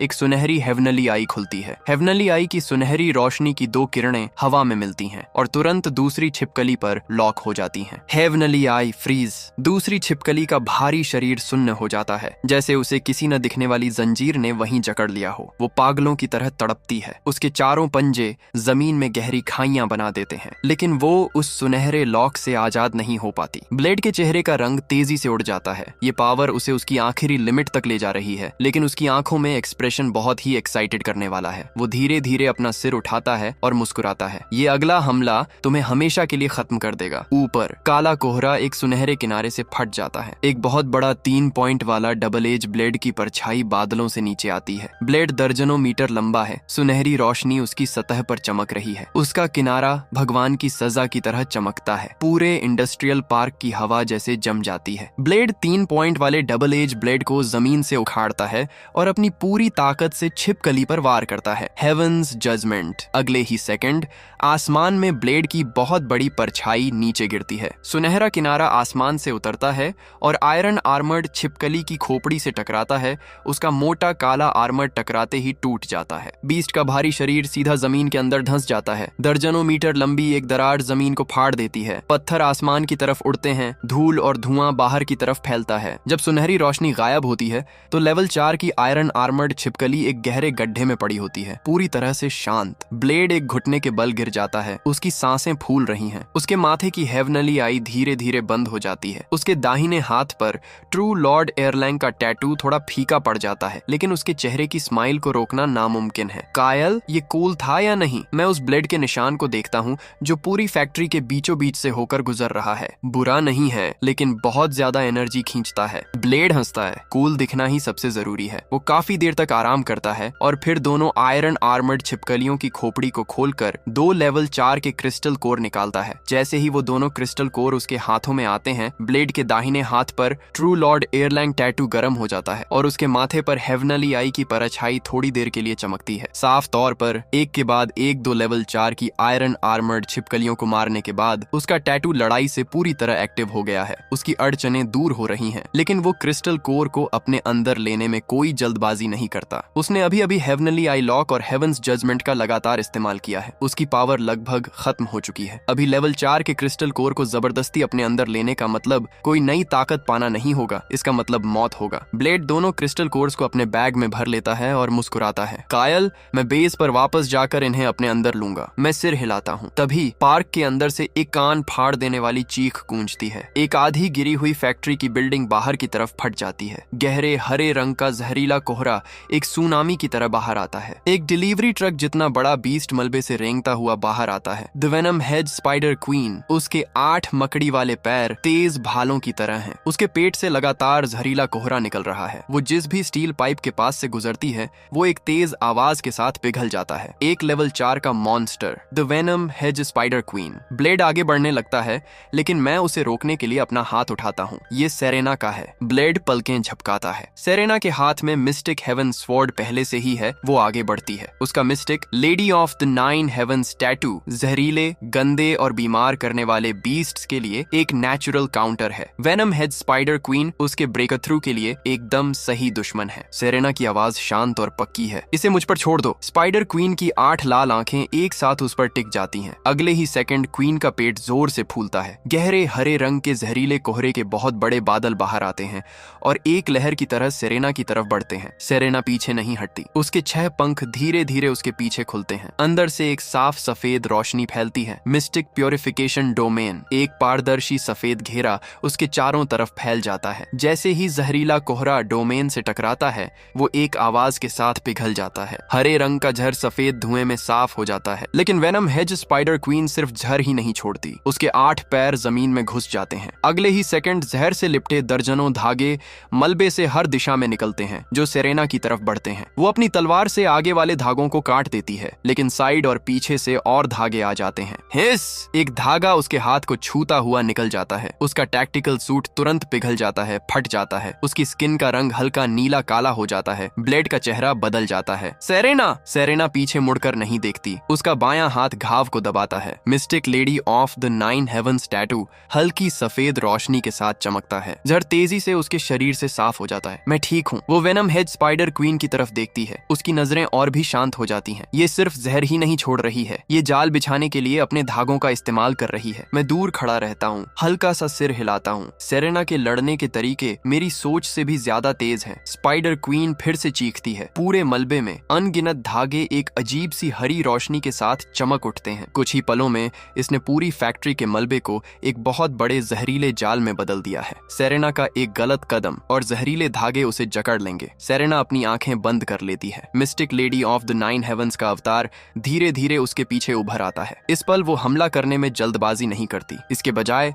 वो मिस्टिक प्योरिफिकेशन डोमेन को अपने चारों तरफ 3 मीटर के दायरे में सिकोड़ लेती है। डोमेन छोटा हो जाता है, लेकिन इसकी साफ करने की ताकत बहुत ज्यादा बढ़ जाती है। उसके पैरों के नीचे जो जहरीले धागे थे वो डोमेन से तुरंत झलकर राख हो जाते हैं। दूसरा कदम, तीसरा कदम, उसके हर कदम के साथ उसके नीचे का जहरीला जाल साफ होकर एक क्लीन सफेद रिंग बन जाता है। Moonlight step. सेरेना का शरीर अचानक धुंधला हो जाता है। वो जहरीले जाल के बीच से चांद की रोशनी की तरह फिसलती है। स्पाइडर क्वीन की 8 आंखें पागलों की तरह घूमती हैं, लेकिन वो उसकी सही पोजीशन को लॉक नहीं कर पाती। अगले ही सेकंड क्वीन हवा में उछलती है और जहर का एक बहुत ही घना गोला उगलती है जो लगभग लिक्विड जैसा है। जहरीला गोला नीचे गिरता है। हवा ही पिघलने और गलने लगती है। सेरेना अपनी आंखें खोलती है। मिस्टिक हेवंस की तलवार अंधा कर देने वाली सफेद रोशनी के साथ चमक उठती है। मिस्टिक लाइट सोल ब्रेकर एक बार बाहर की तरफ जाता है। सफेद तलवार की रोशनी जहरीले गोले को सफाई से 2 हिस्सों में बांट देती है। जहरीला लिक्विड दोनों तरफ गिरता है, जिससे जमीन में गहरे गड्ढे बन जाते हैं। लेकिन सेरेना का शरीर पहले ही उस जहरीली बारिश के बीच से गुजर चुका है और वो सीधे स्पाइडर क्वीन के नीचे आ जाती है। वो तलवार को दोनों हाथों से पकड़ती है। उसके 6 पंख एक साथ अंदर की तरफ मुड़ जाते हैं। साफ करने वाली सारी एनर्जी ब्लेड पर जमा हो जाती है। आसमान और जमीन के बीच बस वो अकेली सफेद तलवार की रोशनी ही बचती है। 9 हेवंस प्योरिफिकेशन तलवार की रोशनी आसमान की तरफ जाती है। स्क्वेल्च। वेनम हेज स्पाइडर क्वीन का भारी शरीर सफेद तलवार की रोशनी से पूरी तरह से साफ हो जाता है। वो खून जमा देने वाली एक चीख मारती है। उसके 8 पैर पागलों की तरह छटपटाते हैं, लेकिन ब्लेड के अंदर की साफ करने वाली ताकत घाव से होकर फैलती है और तुरंत उसके अंदर के जहर की थैलियों को जला देती है। स्पाइडर क्वीन जमीन पर गिर जाती है। गहरे हरे रंग का जहरीला कोहरा मुश्किल से फैलना शुरू ही होता है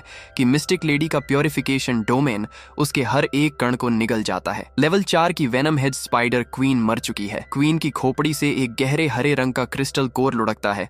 सेरेना उसे उठाने के लिए नीचे झुकती है। उसके हाथ में सफेद रोशनी चमकती है जो क्रिस्टल कोर की सतह से जहर को साफ कर देती है। जैसे ही वो कोर उसके हाथों में आता है, mystic lady of the 9 heavens का अवतार हल्का सा कांपता है। हरे क्रिस्टल कोर के अंदर बंद जहरीली एनर्जी को मिस्टिक लेडी टैटू अंदर से ही रिजेक्ट कर देता है और उसे प्योरिफिकेशन फोर्स से रोक कर रखता है। सेरेना की पावर में उतार चढ़ाव साफ देखा जा सकता है, लेकिन वो उसे तुरंत अपने अंदर नहीं लेती। एक लेवल 4 के क्रिस्टल कोर के अंदर की एनर्जी बहुत ही अस्थिर होती है, खास तौर पर वेनम हेज स्पाइडर क्वीन का ये वाला, जिसमें अभी भी भारी गंदा जहर बचा हुआ है। बिना सोचे समझे इसे अपने अंदर लेने से पावर पलट सकती है या टैटू खराब हो सकता है। वो क्रिस्टल कोर को रख लेती है और मेरी तरफ देखती है। मैं सिर हिलाता हूँ। इसे अभी के लिए रख लो, बेस पर वापस जाकर मैं तुम्हारे लिए इसका जहर साफ कर दूंगा। सेरेना धीरे से सिर हिलाती है। ठीक है। ब्लेड घूरता है, उसका जबड़ा खुला रह जाता है। वाह सेरेना, वो आखिरी हमला तो मेरे वाले से भी ज्यादा कूल था। सेरेना मिस्टिक हेवन स्वॉर्ड को हटा देती है। हम सबकी अपनी अपनी ताकतें हैं, अपनी अपनी ताकतें हैं। ब्लेड तुरंत मुस्कुराता है। तुमने सही कहा। मैं आगे बढ़ता हूँ और उन दोनों की तरफ देखता हूँ। पता है अभी तुमने कहाँ गलती की? ब्लेड अपना सिर खुजलाता है। मैं बहुत जल्दबाजी कर रहा था। आयरन आर्मर्ड छिपकली का बचाव बहुत भारी है। तुमने बिना टेस्ट किए ही पहले हमले में पूरी ताकत लगा दी। इसकी वजह से तुम्हारा ब्लेड फंस गया। अगर वो पूंछ सही से लग जाती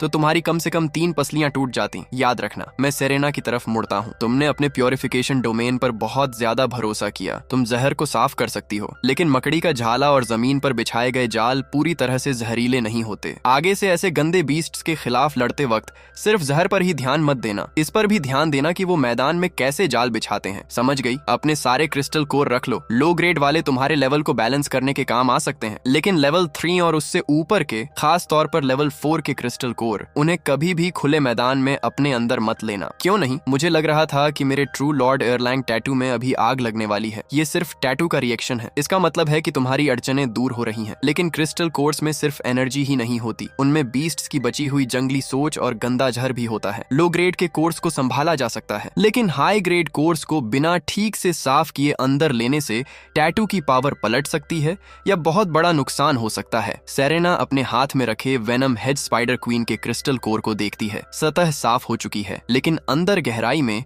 अभी भी गहरे हरे रंग का कोहरा घूम रहा है। वो जल्दी से मेरी बात समझ जाती है। तो इसे पहले फिल्टर करना होगा। मैं सिर हिलाता हूँ। बेस पर वापस जाकर मैं इन्हें कॉफिन डिवॉरर के जरिए फिल्टर करूंगा। गंदा जहर और जंगली सोच को हटा दूंगा, जिससे सिर्फ प्योर टैटू एनर्जी बचेगी। फिर तुम इसे अपने अंदर लेना। यही आगे बढ़ने का सही और सेफ रास्ता है। थोड़ी ही देर में साउथ सुअर्बन इंडस्ट्रियल पार्क के हर एक बीस्ट का क्रिस्टल कोर इकट्ठा कर लिया जाता है। सैकड़ों लो ग्रेड कोर्स, 20 से ज्यादा लेवल 3 कोर्स और 3 level 4 course. Venom head spider queen का लेवल 4 का कोर सेरेना को मिलता है। 2 आयरन आर्मर्ड छिपकली के लेवल 4 के कोर ब्लेड को मिलते हैं। तभी कमांडर होल्ट का वीडियो फीड कनेक्ट होता है। स्क्रीन पर वो इंडस्ट्रियल पार्क के ड्रोन फुटेज को देखते हैं और साफ तौर पर राहत की सांस लेते हैं। मिस्टर कायल, साउथ सुअर्बन इंडस्ट्रियल पार्क के हाई डेंजर नेस्ट को साफ कर दिया गया है। नॉर्थ डिस्ट्रिक्ट कैंप के लिए केमिकल जहर का खतरा खत्म हो गया है। आपको और आपके दोनों साथियों को थैंक यू। मैं सिर हिलाता हूँ। मुझे भी इन्हें फील्ड ट्रेनिंग के लिए लाना था। कमांडर होल्ट रुकते हैं, फिर एक मायूस सी स्माइल देते हैं। आप मजाक कर रहे हैं मिस्टर कायल। मिलिट्री के लिए ये एक हाई डेंजर नेस्ट था। मैं ब्लेड और सेरेना की तरफ देखता हूँ। दोनों ने अभी अभी बहुत भयंकर लड़ाइयाँ लड़ी हैं। उनकी पावर मिशन से पहले के मुकाबले काफी ज्यादा बढ़ गई है। अच्छे रिजल्ट्स मिले। मैं कमांडर होल्ट से कहता हूँ, आगे से लेवल 4 या उससे ऊपर के किसी भी बीस्ट नेस्ट के लिए